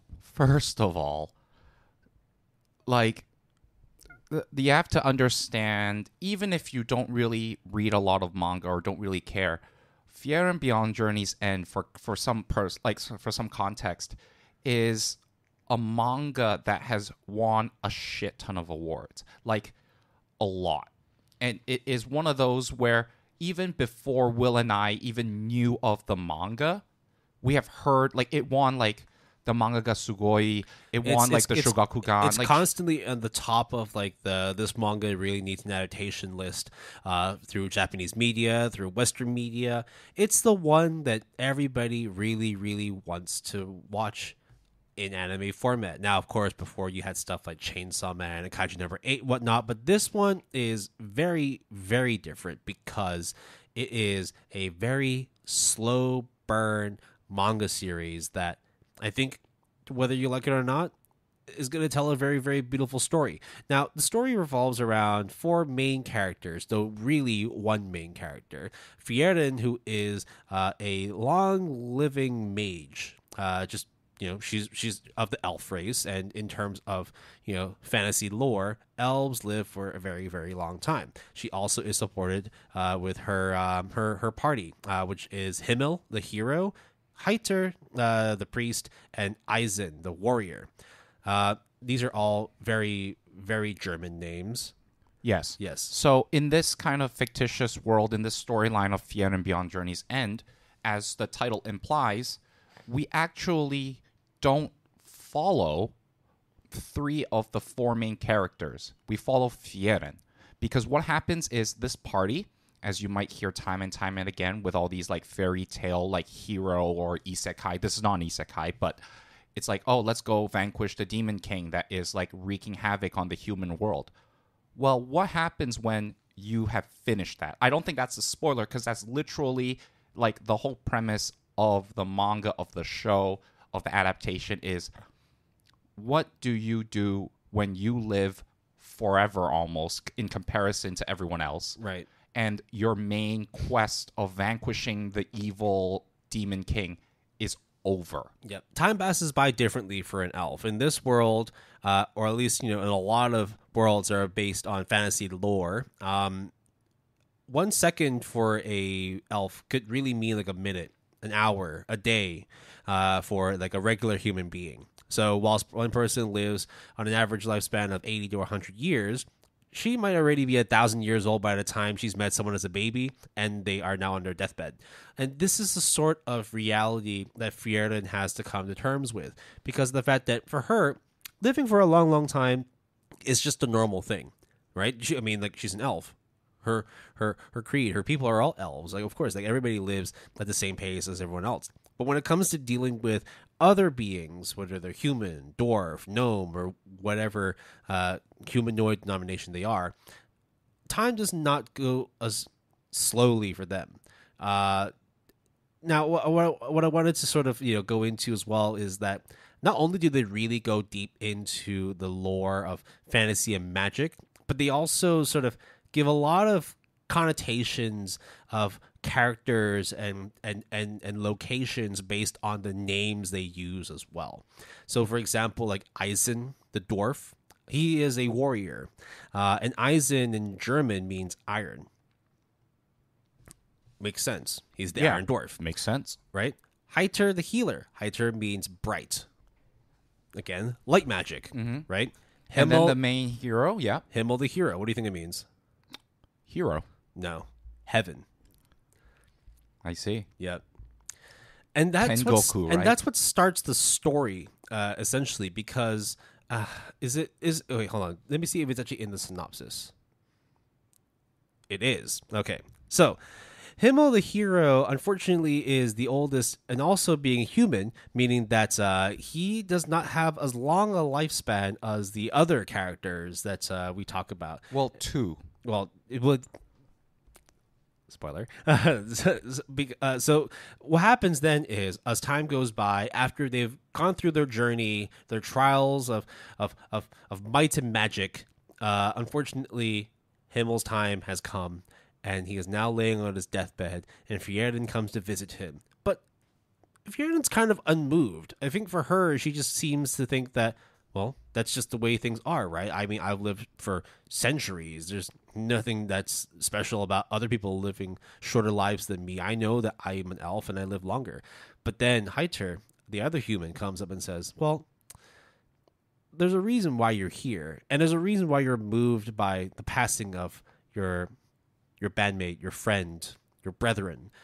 It's because maybe there's something that you did not know enough about them. Maybe after all the time for you, knowing Himmel was just, a short amount of time, but for him, he knew her across his whole lifespan. Right. And so therefore, it then dives into the real crux of the story. What does she actually do with her time? Who is she actually conversing with, learning from? And what does she actually gain from the experiences of the people that she interacts with, on the missions that she undertakes? And just generally, as time goes by, as slow for her, what does she make of the significance of time itself? Yeah, because one of the things that I think is very evident when someone has a lifespan that is way longer than like everyone around her is dealing with tragedy, emotions, loss, all of these things, elation, the whole spectrum. And Frieren is essentially in many ways like Violet Evergarden-esque, right? Of not having a lot of emotions, but probably has a lot of trying to understand like why people act a certain way, why they value certain things that is very different than her own set of values, or maybe she doesn't even have an opinion, not because she doesn't care, but because it's like just not in, she's just very indifferent about it, right? Which is why like the definition for her name is actually twofold. Frieren means frozen, which not only means frozen in terms of emotion, but also frozen in time. Yeah. She legitimately just moves at a pace where everything around her grows and decays at a fast rate. And for her, she might not need to spend all that much attention and time to, see other things around her go by the wayside, because for her, life just continues to move on. And therefore, she does not necessarily develop a very long connection or understanding of the people around her. Now, we've talked a lot about the characters themselves. We talked a lot about like small plot points. And at this point, you might be wondering, well, what the hell is Frieren Beyond End's journey all about? And that's the thing. It is a very, very slow-paced manga series that details the step-to-step days of Frieren living her life and meeting new people. It is legitimately the slowest slice of life manga you could possibly come across. And it's not necessarily like calling it a slice of life is not the right sort of definition of what the series is, but it plays out that way because legitimately for her, it's going to, a corner store to buy certain ingredients, going to the guild halls to be able to take on new missions, maybe visiting old places that she used to work on when she, was on her journey to, fight evil and all that. I think it's I'm pretty sure something of that ilk like happens time and time and again in the manga series, but it's kind of like, oh, you haven't gone back to your hometown or whatever. Like imagine a scenario where, you go back home to your hometown and like the restaurant or like the playground that you went is replaced by like, a parking garage or like a mall, right? And then you being unfazed or kind of like, I mean, who cares? Because like next time I come back or go through here again, it's going to be something else again, Yeah. Or it might just be the case for her. It's like legitimately she goes someplace and like so much time has gone by that the person she met may already be dead, may already have moved on. Yeah, I just find it funny that in certain places in the manga, like her journey, she has to like stay put for a certain period of time, and she's like okay with that, and everyone else around her that she's like either hanging out with or like traveling together for whatever reason are like, no, don't do that, that's like 2 to 3 years. And she's like, wait, what's wrong with that? Because her sense of time is so different than everyone around her, and it just is not like, it's not that she doesn't care, it's more like she just doesn't understand the sort of like the urgency of certain things. And it is just immensely interesting because despite us not telling you a lot about the plot beats, that's literally it. Yeah. It's her living her life and you're there to enjoy the ride. Now, it's a journey, if you will, right? As much as there is a lot of hype, and definitely well deserved. I mean, the stats show it's definitely one of the most popular manga series. The amount of awards it's won shows that it's been dying to get an adaptation. But I worry about how it's going to be adapted. And before we even get into the Madhouse thing, in terms of reading the manga, now I've only read one volume. Mm-hmm. It was extremely slow. In terms of the pace itself, it took forever to get from one place to another, and it never really felt like there was a whole lot going on. Now, I get that that's the point in reading Frieren, and I'm totally down for it. What I worry about it, though, is that it does not necessarily translate well to how it would be portrayed on screen. Like we said, in terms of having enough ambience and silence, the fact that there's not a whole lot of stuff going on, I think means that there's going to be times there's going to be just some dead air. You know what it reminds me of? It's like those like walking simulators, like those video games like Gone Home, where the story is there, or there's lessons learned, or and one of the things that I really love about the manga, I gave it a 10 out of 10. I'm like more than several volumes like in. I'm not up to date though, but I'm pretty close. The thing is that there is a lot of like morals of the story, but they're not in your face about it. They pay a lot of attention to details such that the way that they portray time is not like, oh, 3 years later, 4 years later. They use a very specific point in time, and it, as we said, it is in the plot synopsis. It is a certain death of Himmel, right? And then the whole manga is told from that point onwards, because that's literally when Frieren embarks on this journey of, in many ways, self-discovery and exploration, and the people that she meets along the way, that hangs out with her along the way. And it's a very neutral anime and manga, in my opinion. I think that the perfect comparison for what this manga series would be when it gets adapted is Mushishi. Oh, fuck, that's a good point. Mushishi was a very, very slow-paced, story-based anime series that legitimately every episode was slow as fuck, but it ranks as one of the top 100 anime series of all time. We love it. And there must be enough people to enjoy it. I mean, the fact that it's people have been calling for it to get adapted, there has to be something for it. I'm only just saying that these are my worries for how it gets adapted, simply because pacing for this series, I think, is going to be the most important. Forget about sound design, forget about character design, forget about voice acting.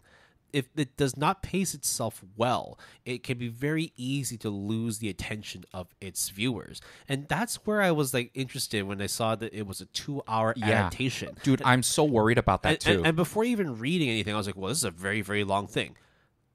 After reading the first volume, I get it.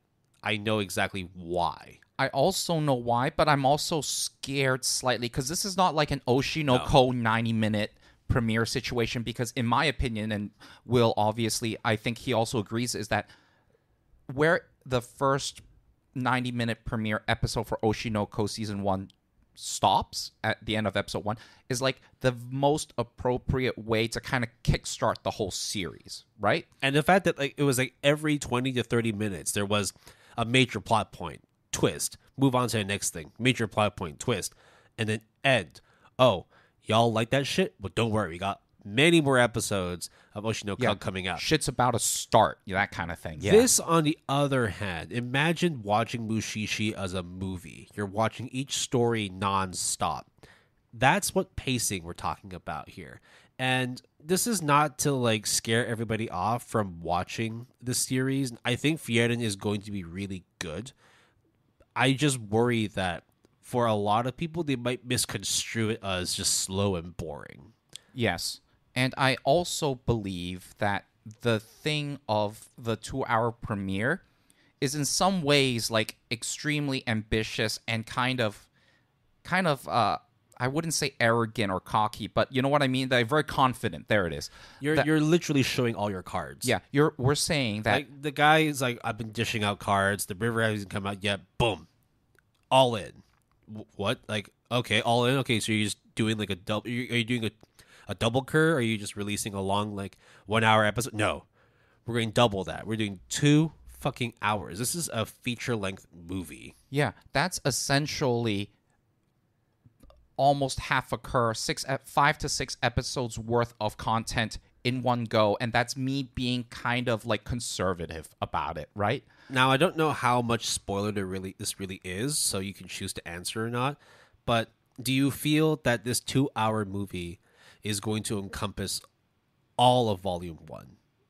And that's the reason why they did it in the movie, because if they were to split Volume 1 up, it would actually be a disaster for them. I think they had to be pretty strategic about it, and that's why they chose to do it as a 2-hour movie, a 2-hour episode to debut the series. Because, and I'm not going to say what it is, but because I'm trying to be somewhat cryptic, the end of Volume 1, to my knowledge, is a very pivotal moment where it causes a lot of things to kind of set in motion, right? Essentially. I'm trying to be as cryptic as possible. Not really. I can discuss this off air with you, but Yeah. but the thing is, I'm hesitant to say that the anime is going to be a banger. And this is not me being a naysayer or a hater. This is just me being cautious with my optimism for Frieren. Because as much as I love this manga, it reads really well. But it almost feels like it's better suited in a novel format, like a light novel or a manga, compared to being an anime adaptation. Now, we do have an anime adaptation, so we can't go back on that anymore. It's been announced. The fact that and the fact that we have Madhouse doing it of all studios, this is crazy. Yeah. And the other thing on top of all that is you also have to understand that, and this might not apply to every single person, but I do think it is a factor to consider, is that when you say to someone that there is this awesome hype show that the manga is so successful or so hotly anticipated, and then the first episode to be 120 minutes, we keep saying it might be a hard sell. It is somewhat of a hard sell. I know people that want to watch Oshinoko, ready to sit down and watch it. Then the first episode starts, and they're like, "Why is this 90 minutes? The fuck?" And I'm like, "But it's really good." And they're like, "Nah, bro." Of course, that's not like everyone or the majority of people. It's the inverse. But still, it's like a factor where, especially where I think Will is trying to allude it would end, is a very delicate situation in terms of pacing. Like, no shit, Sherlock. No shit, Jason. But when it is even more slow and leisurely in a way, and non-judgmental, not highly stimulating, no ups and downs. It's just kind of like, do you remember when we used, during the midst of heavy COVID, real COVID, when we were doing our Discord watch parties, and we were watching Mushishi, it was really hard to go beyond 2 episodes back to back. Also, we didn't really talk. Yeah, there was no a lot of banter. Yeah. We still enjoyed a lot of it. In fact, I would say we enjoyed almost all of it. But it was just like, what would you do? What would you say? But I think it's also the fact that, because of the fact that it's so entrenched in its storytelling, that's why we didn't really say a whole lot. It's not that we needed to have discord over, what was happening on screen. No, I think the screen itself was telling us, this is the story. Sit tight, and let me tell you about the tales of Mushishi and his spiritual journey. Much like how this one is going to be letting us sit down and tell us about the tale of Frieren on her frozen time escapades. And here's the other thing. A lot of, I think, the moral of the story, or what you might get out of it, is completely up to you as the reader. I think it more so than, when it's a typical Naruto or Bleach, friendship prevails or you get the love of your life. Here, it's kind of more how you interpret it, even if it's very cut and dry. It's what you get out of the situation, which I think is also kind of meta, because that's kind of how Frieren probably feels too. And I think you might be like, "Oh, who gives a shit?" But some other people might be like, "Oh, bro, that really cut deep." And I think both situations are valid as fuck. Yeah. I think that, and this is also including the last series, which I think, we will definitely really get into. But of the 5 manga series that are getting adaptations that we're talking about today, I think that the storytelling is the richest and the most well thought out in Frieren compared to the other 4 series. And I don't know if you caught this, but it's surprisingly kind of funny. Yeah, no, there's a definitely it's not meant to be a comedy. It's not like a comic series. No, I think that a comedy series. I think it plays itself where whenever Frieren or any of the characters come across certain situations, there's nothing better than to just sort of break the ice. Right? It's ways to sort of break you out from the doldrums of heavy storytelling and snap you back into something that's a little more contemporary, a little bit more reality based. Yeah, and the dialogue is not this grandiose, language heavy, melodramatic. It's not as heavy as Witch and the Beast, because Witch and the Beast plot can get pretty heavy. It can be really much like inundated with like how dark and edgy it is, and brooding and cryptic, right? But here it's this kind of like, look, that's fucked up. Yes, I'm sorry. That's not right. Like, that's vile. That's disgusting. But then let me go fix that. Okay, cool. End of chapter 1. Chapter 2. Oh no, there's another really disgusting thing. Oh, we're still walking? Hey, no, that's not disgusting, but it is disgusting. End of chapter 2. Chapter 3. Yeah, and I know it sounds like we are making fun of it, and we are, but we're just trying to simplify it. Because in many ways, it is such a simple story. I really love this manga. I am also genuinely actually concerned it's very minimalist. So minimalist. The art in the manga is very presentable, very good, but it's not like Witch Hat Atelier. Exactly. It's not like Witch and the Beast, where it's like all this like grandiose. It's not this.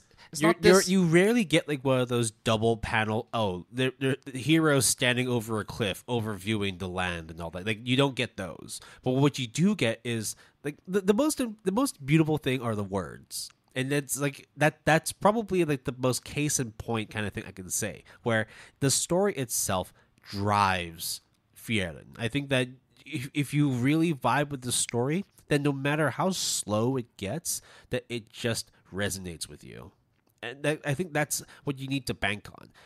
Yes, both Jason and I are very cautious to give this our like 2 thumbs up seal of approval, but I know how much Jason loves it. I like it a lot, but we both are fully aware that there are going to be potential shortcomings when it comes to translating it onto screen. Yeah, it is not as easy as a lot of people would assume when adapting anything, for that matter, right? What did you make of Madhouse being the studio chosen for the series? So about that, right? Of course, that's kind of like the elephant in the room that we have not really acknowledged yet. But of course, it's like the big deal, right? Yeah, exactly, yeah. The thing is that another show that I liked a lot that really is not like on everyone's like, oh, this is like an awesome show, is Sunny Boy. I think that Sunny Boy, and you might say, what does that got to do with fucking Frieren Beyond Journey's End?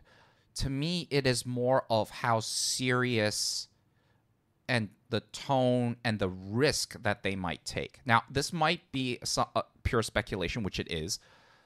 Madhouse is kind of like picking up again, you know what I mean? Like, I just feel that the Madhouse, after I think essentially Redline, because we kind of went into that on episode 11 of all things, they went incognito on hiatus for like, I mean, they probably have done like stuff here and there. Well, but actually, they were actually producing stuff year to year, but they were like working on more low key kind of things. Yeah, and I think it was either due to restructuring or like trying to, you know, as they say, get back in the game, right? But I think like the main series that they were like still well known for and still producing is Overlord. Right. But in the last few years, they worked on things like you said, like Sunny Boy, Police in the Pod, Bibliophile Princess. Right? Yeah, but when we say that, right, like, Gene of AI was also Madhouse.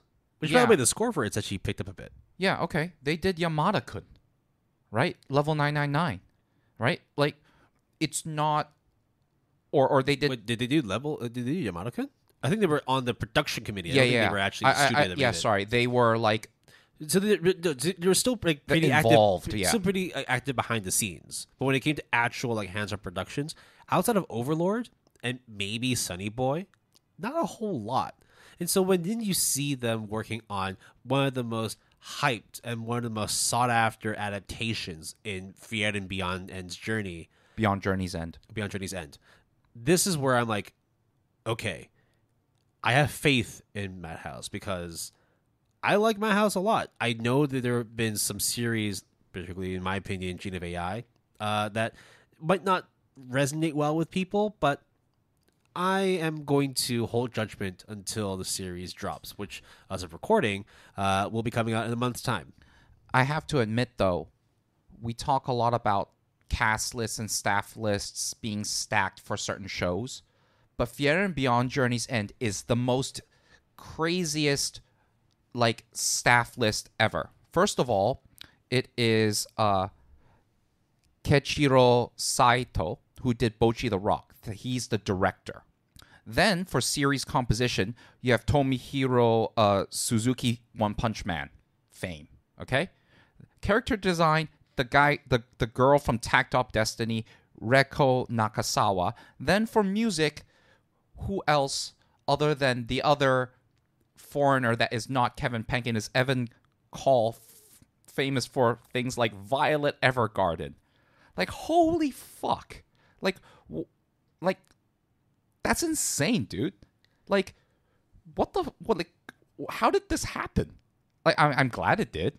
But like, it's also like,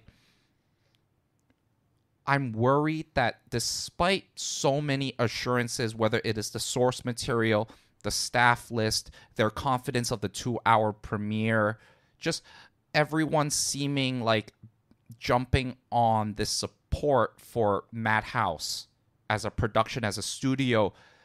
And I firmly believe that if Frieren Beyond Journey's End ends up like being like one of the greatest of all times, I have no idea if it is or not. It has the makings for one. It definitely has the ingredients, and it will definitely put Studio Madhouse literally back on like the map, you know? But it is kind of, I'm like hesitant. So we'll see. I mean, September 29, was it? September, yeah. So it will. It's only a few weeks time before we actually dive deeper into it. And we talk about the fall 2023 premieres. So, you know, do you think we could? I mean, we don't have to, but maybe like you and I just sit down and watch it together if we've got time. Yeah, of course. If we can't, we'll make do, right? But I'm just saying, like, it might be I'll prepare like, you know, some coffee, because this is going to be a long one. I mean, dude, like, it was already quite long. We need to buy popcorn. Yeah, basically. Holy shit. Coffee and popcorn does not sound like a very good mixture. But what is a good mixture sometimes is poison. Okay, I'll give you that one, dude. Up is our final entry for today's ASAP 3, the Apothecary Diaries. Now, this one is very, very hyped by Jason. I think that as soon as the manga, the anime trailer came out for it, Jason's just like, "Have you watched it yet?" I'm like, "What?" Will, did you know about this? Will.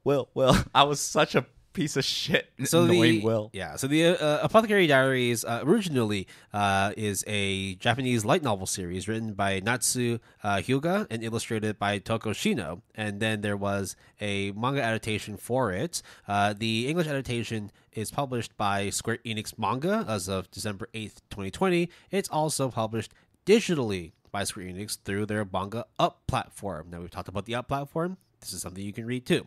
Now, the manga scores are also really, really good. 8.46 for its raw score, 164 for its ranking, popularity at 364 with a total member score of 43,458. So it's in the midst of the series you talked about, but again, anything above like 10K, I think there's enough people on MAL that are like fully aware of how good the series is. Now, the adaptation is going to be coming out in October, so fall 2023. No confirmed specific date for it, but we know that we're only about 2 months away from actually being able to watch it. It will probably be like the first or second week, just like a lot of the other premieres. They usually like bunch up together. Yeah. What we do know, though, is that it's going to be simulcast on Crunchyroll, and this is the first time today that we're going to be talking about a co-production. This is between Toho Animation Studio and OLM. Now, both studios have been doing some pretty decent work over the course of 2023, OLM specifically. The Toho is no slouch themselves. So I'm pretty sure that the production side is going to be pretty decent. And I say that because after hastily turning on YouTube and watching the trailer for Apothecary Diaries, it looks good. It looks pretty damn good. But we're not here to talk about the trailer just yet. We're going to be talking about what the hell Apothecary Diaries is all about. So, in order to really describe Apothecary Diaries, you need to kind of know a little bit about Chinese history because, believe it or not, this is set essentially kind of like imperial palace, like Chinese drama kind of situation. And this is essentially in an imperial court in ancient China. There is always this kind of role dedicated as a servant is a taste tester, because during that time people can get poisoned because they want to either be they want, like, people want them assassinated, or there's all these kinds of like political intrigue, backstabbing situations. So you usually get someone who specifically is there as essentially a fall guy, right? Yeah. To taste test the food, make sure it's not poisonous, so then the person in question is able to then consume the food confidently, safely. And in this situation, our main heroine is a taste tester for, I guess, one of the concubines. And she is super into poison. Yep. Her backstory, her name is Mao Mao. Yep. They're giving quite a lot of Chinese names to a lot of characters, though there are one or two that have Japanese names.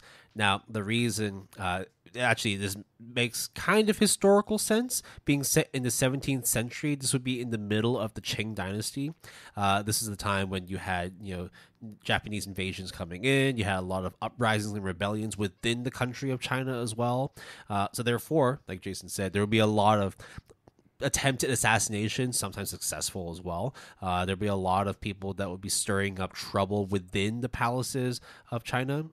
So yeah, I think that I'm not saying that like a lot of things are historically accurate. I'm not saying that at all, but I'm saying that this is kind of based on like the real findings of what happened during the 1600s to the 1800s of the Qing dynasty in China. And one thing that I also want to reiterate that may not necessarily be very apparent for people that are not familiar with these types of imperial palace dramas is the first thing is it is a genre, whether usually live action. Very popular in live action. Very popular in Asia, period. Like Korea, Japan, China, of course. Like everyone, it's subgenre basically, right? Like, whenever like I go up to China and I always just watch like local TV, half of the channels usually are playing some imperial China based drama.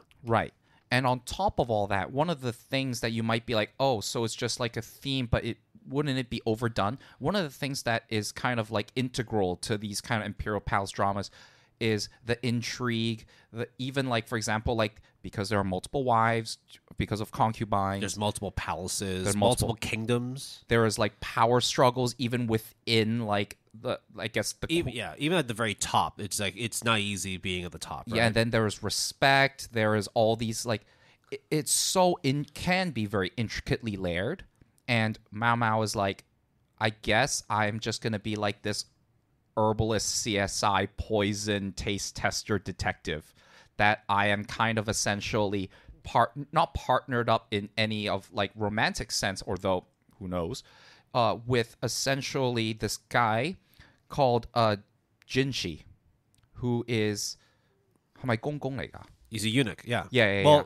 Well, it hasn't been explicitly said, but I mean a lot of characters say this is a eunuch. Right, which is usually someone who involves heavily with the concubines, but because of that, he is castrated? Yes, eunuchs are castrated in order to essentially not propagate within the imperial palace, because all the concubines, all the wives, and all the other people are essentially, for lack of a better word, property of the king. Yes. So that's why, like, in order to not thin out the bloodline, only the king himself can produce royal children. Yeah. Unless, of course, he decides that he wants to pass off those responsibilities to another prince or maybe another king somewhere else. But that's where we come into the power struggle thing here, too. Yes. And Jinshi is essentially kind of like the handler, for lack of a better term, because he's castrated. So then, in essence, historically speaking, he is, quote-unquote, like, not a threat towards the emperor essentially interacting with all these concubines. And because of that, typically speaking, a lot of the people in these roles usually are either they look more effeminate or they act in terms of their personality is more effeminate. And this guy's a pretty boy too in the Apothecary Diaries. Yeah, to the point where a lot of characters, both male and female, kind of just swoon over him. And that's going to be like a running theme and a reoccurring theme throughout Apothecary Diaries. So you might be wondering as well, it's like, okay, so you got like the whole palace drama stuff. You got like this young girl who is, going to be like a poison taste tester for You got all the this higher-ups. historical stuff, Imperial Palace. What like, else is there about this, right? This just sounds like the usual like palace drama kind of archetype. yeah, like what's the shtick? What's the deal? Do you like CSI, Will? Yeah, I actually really did. I liked the first series a lot until like they decided to get rid of the original Grissom. And, John Grissom, right? Yeah, Grissom was dope. I have a soft spot for Miami. I kind of like New York, but mainly because of the main male character. Yeah. But essentially, this is the Imperial Palace CSI involving poison because Mama was like, that's just my shtick. Like, as in, like, oh, Well, she was training to become like an apothecary when she was younger. She was learning to actually deal with potions and poisons and all that to either create remedies or in some cases know how to create poisons for specific uses. And if you know how to create it, you are also well versed in detecting it, being able to analyze it, or just have more knowledge. And the thing I like about Mao Mao in particular, among many other things I love about Apothecary Diaries, is just how nerdy she is. It's just like, it just so happens that the thing that she is into is poison. But she is so nerdy. Yeah. Like, so nerdy. And that's not her only thing, too. Like, of course. They ask her to create other kinds of, like, remedies for ailments, certain stat boosters. And her upbringing is also very relevant in terms of the storyline. And I'm just going to keep going on and on about how much I like Apothecary Diaries. But that's just basically the premise of the show. Now, earlier we mentioned about OLM and Toho Animation Studio. And of course, there was a trailer that we watched, and I think there was at least like 2 of them. Yeah. But let's talk about OLM real quick, because Summertime Render, for example, or Comey Can't Communicate, that's OLM, right? Yeah. Are all extremely well-produced pieces of anime. Then you have Toho Animation Studio, which is essentially like, do you like JJK? Of course, it's like MAPPA as well, but Toho Animation Studio is like involved, at least like with season 1 quite a bit. Then obviously you have Kaiju number 8, which is done by Toho Animation Studio, and now which will be done. Which will be done. I mean, depending on when you listen to this, it might be out. Yeah, well, it's April, but in 2024. So again, who knows? Who knows? But listen, it's so pretty. I can't believe how pretty it is. The trailer, like, it's sharp. It's like my Happy Marriage level of color vividness and fluidity of animation. Would you kind of agree with that statement? No, I think it visually looks good. I think it just comes down to like the studios knowing how to pick up the right aesthetic for this. It's very pretty and vibrant. Again, like that's kind of what people go for when they do palace type dramas. Like they really want to like get enough color, which is why, like, in terms of like the dresses, in terms of like the makeup, the hairstyles, the way that the palace itself is constructed, it's not that like different from what you would see from a palace drama, but it still looks really, really damn good. Because it's kind of, don't forget, it's the place where the royal family resides and lives, and it's gotta be opulent, right? It's gotta be grand, right? In terms of, Chinese historical context. I mean, it's like the Forbidden City. Essentially, it is the Forbidden City, right? Yep. So, yeah. And as you mentioned as well, right? Like, Comey Can't Communicate, Summertime Render. They even did Odd Taxi as well. Oh, yeah, of course. They all looked really good and presentable. But they're also different because the fact that they're a lot more contemporary, right? that all sit in like real time, real life shit. Whereas this is more fantasy. Okay, I'm not saying fantasy. I'm saying this is more like historical, right? But it's like when you talk about like, for example, like the Romance of the Three Kingdoms, or even like the stuff we talked about previously, right? Raven of the Inner Palace. We talked about Right. My Happy Marriage. Right. When stuff you like say fantastical, you mean it almost in like the Asian version of like Mythical. Lord of the Rings, It's like right? mythical, Like mythical, yeah. right? It's so grand, right? Even though there is not anything supernatural about it. It's just it's fantastical rather than being a fantasy. like you would look at it and be in awe, so to speak, like metaphorically I speaking. mean, dude, like when like they in the trailer when they have that pan of her running along the steps of the of the kingdom as Dude, well. that was insane. Essentially, it's like, oh, yo, it's kind of like that typical scene of like, oh, like welcome to the palace or welcome to the casino, right? And then you see like the character walking, and then the camera or like the perspective goes past the character, and then you kind of see like the title card. or it's like when the RPG starts, like in Yeah. Final Fantasy VII, like it just zooms out, and then you're just like, It rises above the clouds, the heavens, and then the Apothecary Diaries Yeah. coming out. except now it shows like the palace, and it's kind of crazy in the way that it is. Is it like extremely like super well like produced and animated? Not necessarily, but it's done in such a way that it looks really good. Yeah, I'm pretty confident that this one will be a minimum high 7, and I say that because again, it's like it just comes down to what the majority feels is the right thing for them to watch. Again, it's coming out in fall, and fall historically has like some real heavy hitters, so it could be the reason why like it doesn't score as highly, but I am confident that there'll be enough eyes glued to the screen to appreciate Apothecary Diaries. I think this will definitely be a low 8. It is not going to be like the show that you might be like losing your mind over, but it would basically be like, okay, we just watched that show that is super hype. Let's now watch Apothecary Diaries next, as in like it's second in line in terms of like the tier of, or the quality, at least how I anticipate Apothecary Diaries will be.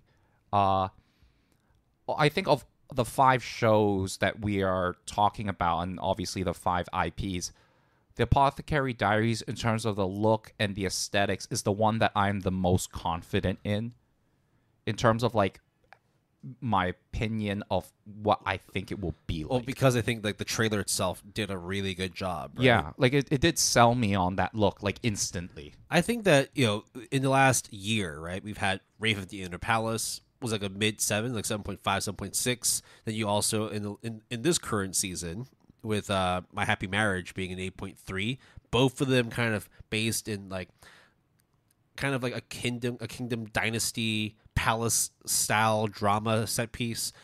I think that Apothecary Diaries could safely fall somewhere in between those. It may Absolutely, yeah, for sure. like if Happy Marriage can be an 8.3, I think this would be really good. That's what I'm saying. Like the bare minimum, it would be like a 7.8, 7.9. Now, adaptation looks aside, what do you think of like the character development, the interactions with what you have read? Oh, it's simple. It's not that grand. I think like in terms of like how characters speak to each other, the type of character archetypes that they have are not that different from what you would see from like a romance comedy or like a rom-com or a romance drama, right? So the way that they converse, the way that they develop plot points, the way that they develop over the course of the series, I don't think that it is like super unique and intuitive, but it doesn't need to be. Yeah, I agree. Like those quote unquote like CSI cases or crimes or mysteries is not very intricately laced.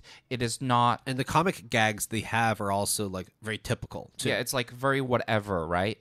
But those are not things that we're going to be using to judge the series itself, right? I think that again, everything has to come together like a puzzle, and therefore, like if you have like all the pieces fit in snugly, like it's going to work. Yeah, I really do think that a lot of people, including us, is going to use that like puzzle piece analogy, because I think as a whole, Apothecary Diaries as an adaptation and as a manga is extremely good.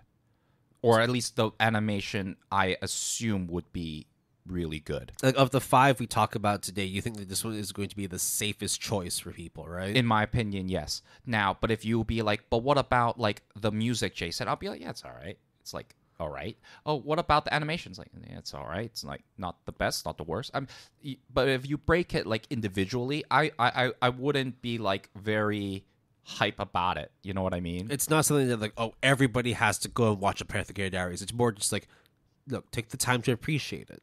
This is something that, much like Frieren, you really have to sit down and just watch what happens on screen and not try and force yourself to find the hype moments or wait for like, because there's no action in this. This is not, there's no action at all, right? Yeah. But that's not the, if you're trying to look for that, then you're looking at the wrong series. I think shows like Oshinoko, Bochi the Raw, Frieren Beyond Journey's End is going to be a show that is going to be decisive in terms of people's opinion of it. But in my opinion, you either love or hate those shows.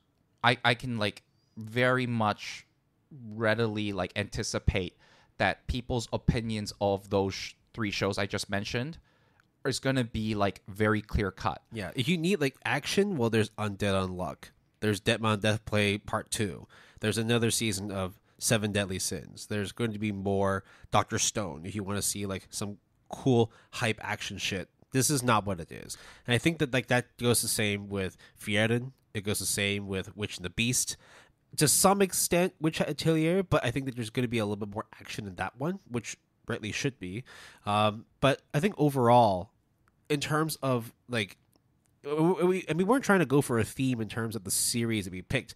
It just so happens that outside of 100 Girlfriends, all of these manga series are very rich in how they tell the story, how they portray characters, and how the two come together to create a very encapsulating atmosphere that hopefully can translate well when it goes from manga to anime. I think recommending Apothecary Diaries to anybody would be like a way more easy sell than any other show, in my opinion. I thought Witch Hat Atelier, actually. I thought that one would be the easiest one. But I think that because we don't know the footage and that stuff. So it's like harder for me personally. But as a manga though, based on the manga itself, you know that there's going to be a lot of action. There's going to be a lot of chase scenes and hype moments in Witch Hat Atelier whereas there's none in Apothecary Diaries. But if you look at it more from like a sort of like, this is clearly like a romance drama with some comedic undertones to it, then yeah, this is probably going to be it's a good slice of life. Yeah, I really understand what you're trying to say with Witch Hat Atelier, because I think Apothecary Diaries is like a safe choice, but it's not gonna wow you to death. You'll be like, oh, that was a good show. But Witch Hat Atelier, Frieren, and maybe in some cases The Witch and the Beast would be a show that you will live or die on that rock, on that hill, to advocate or like deny it. But which Apothecary Diaries, you'd be like, oh yeah, that was all right. It was cool. It's above average. It's like an 8. It's like an 8 or a 9, whatever. It's an 8, probably an 8.5. It could be a 7 for some. Yeah, it could be. I mean, 7s are still good, right? Still good. I think it's just the fact that like the way that the story is told, it really does depend on if you like palace dramas. That's the last thing I do want to mention, because I don't know if other people would understand the nuances that maybe you and I will get instantly. I'm not saying other people won't appreciate it. I don't know. I disagree. Like Raven? No, Raven did good in the end. I disagree in the sense that like people might not resonate well with palace dramas because it's hugely popular in Asia. But if we were to talk about the Western side, yeah, for sure, that's where I'll be like, who knows? I do think, because I think it's like when people like watch, at least this is my interpretation, because I've spent a lot of time, because I am Western, right? I am Canadian born Chinese, right? So when it comes to like looking at, we're white boys. Yeah, we're white people. Well, no, holy shit! I'm so sorry. Yeah, when it comes to like we're Western. Yeah, okay? when it comes to the sort of interpretation of appreciation for anime, I feel like a lot of it is either focused on like contemporary real time shit, like stuff that's happening right now, or even futuristic. And then there's also stuff that's like, if it's going to be in the past, there has to be a lot of fantasy elements in there too, like some magic or some battles and whatnot. Stuff that is a little bit more history based is a little bit more unique. It's the same when when you watch more sort of like history based stuff on Europe or South America or Asia or Africa and stuff, right? You kind of need to have some beforehand knowledge to fully appreciate, because if you're just watching it and you're trying to educate yourself along the way, it can be really hard. Like Frieren is purely fantasy based, right? Witch Hat Atelier, even Witch and the Beast, it's all fantasy based. This one, as far as it comes, is the most sort of like real, quote unquote, real historical adaptation of what happened during the Qing Dynasty. Wait, you're telling me that 100 Girlfriends is not historical?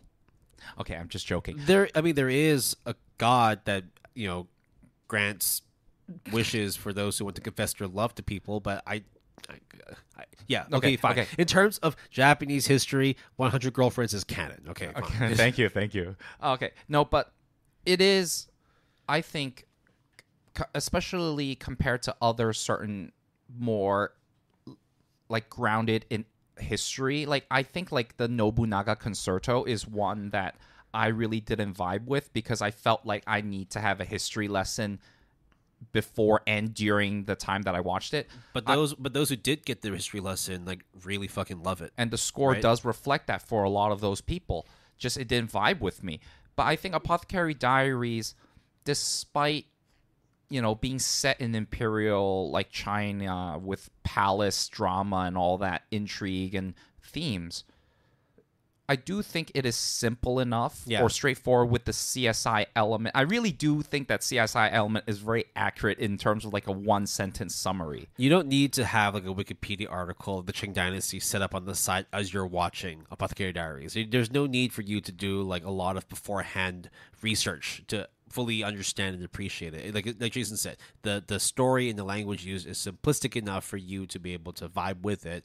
Again, it just comes down to whether this particular type of drama series works for you. Yeah. I don't think you need to know that Jinshi is what's it called? Eunuch? Eunuch, yeah. Eunuch, and that essentially means that he has no balls.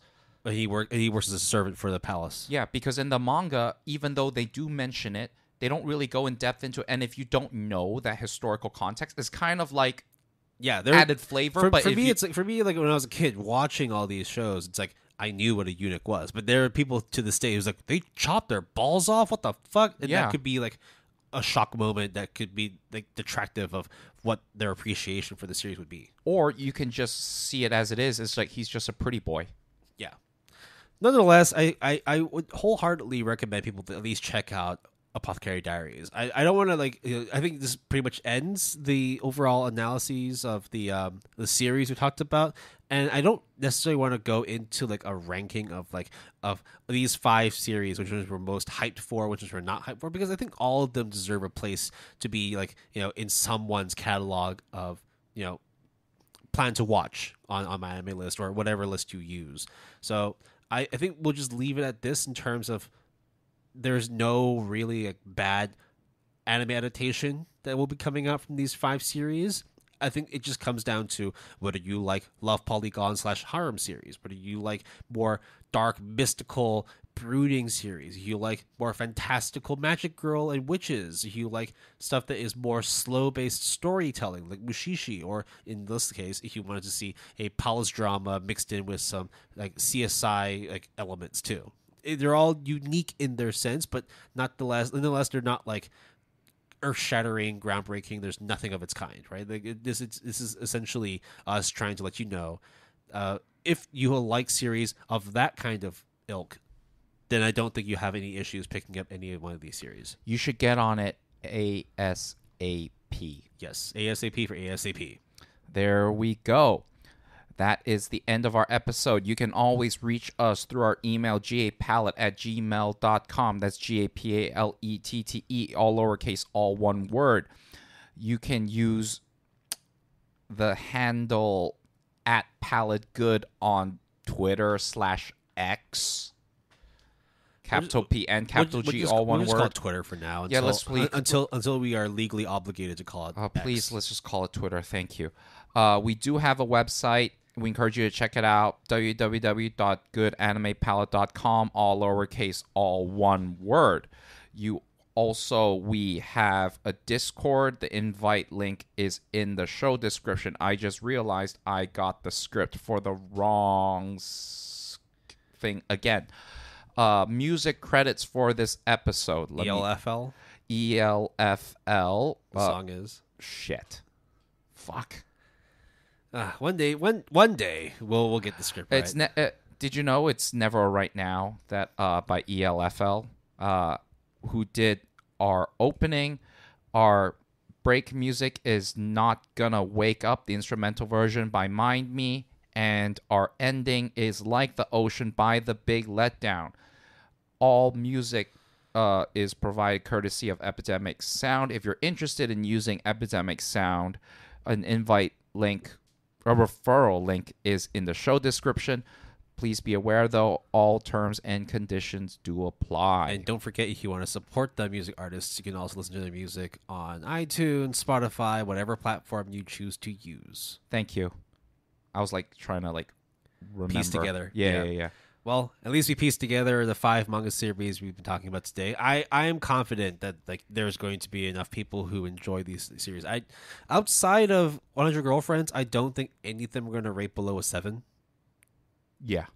I think all of these shows, especially the last 4 that we talked about, are probably going to be in a lot of people's rotation. I think that with Apothecary Diaries, Hat Atelier, as well as Frieren, those are going to probably have 8s simply because the fan base for them are diehard as fuck. Yeah, and it's just so hype.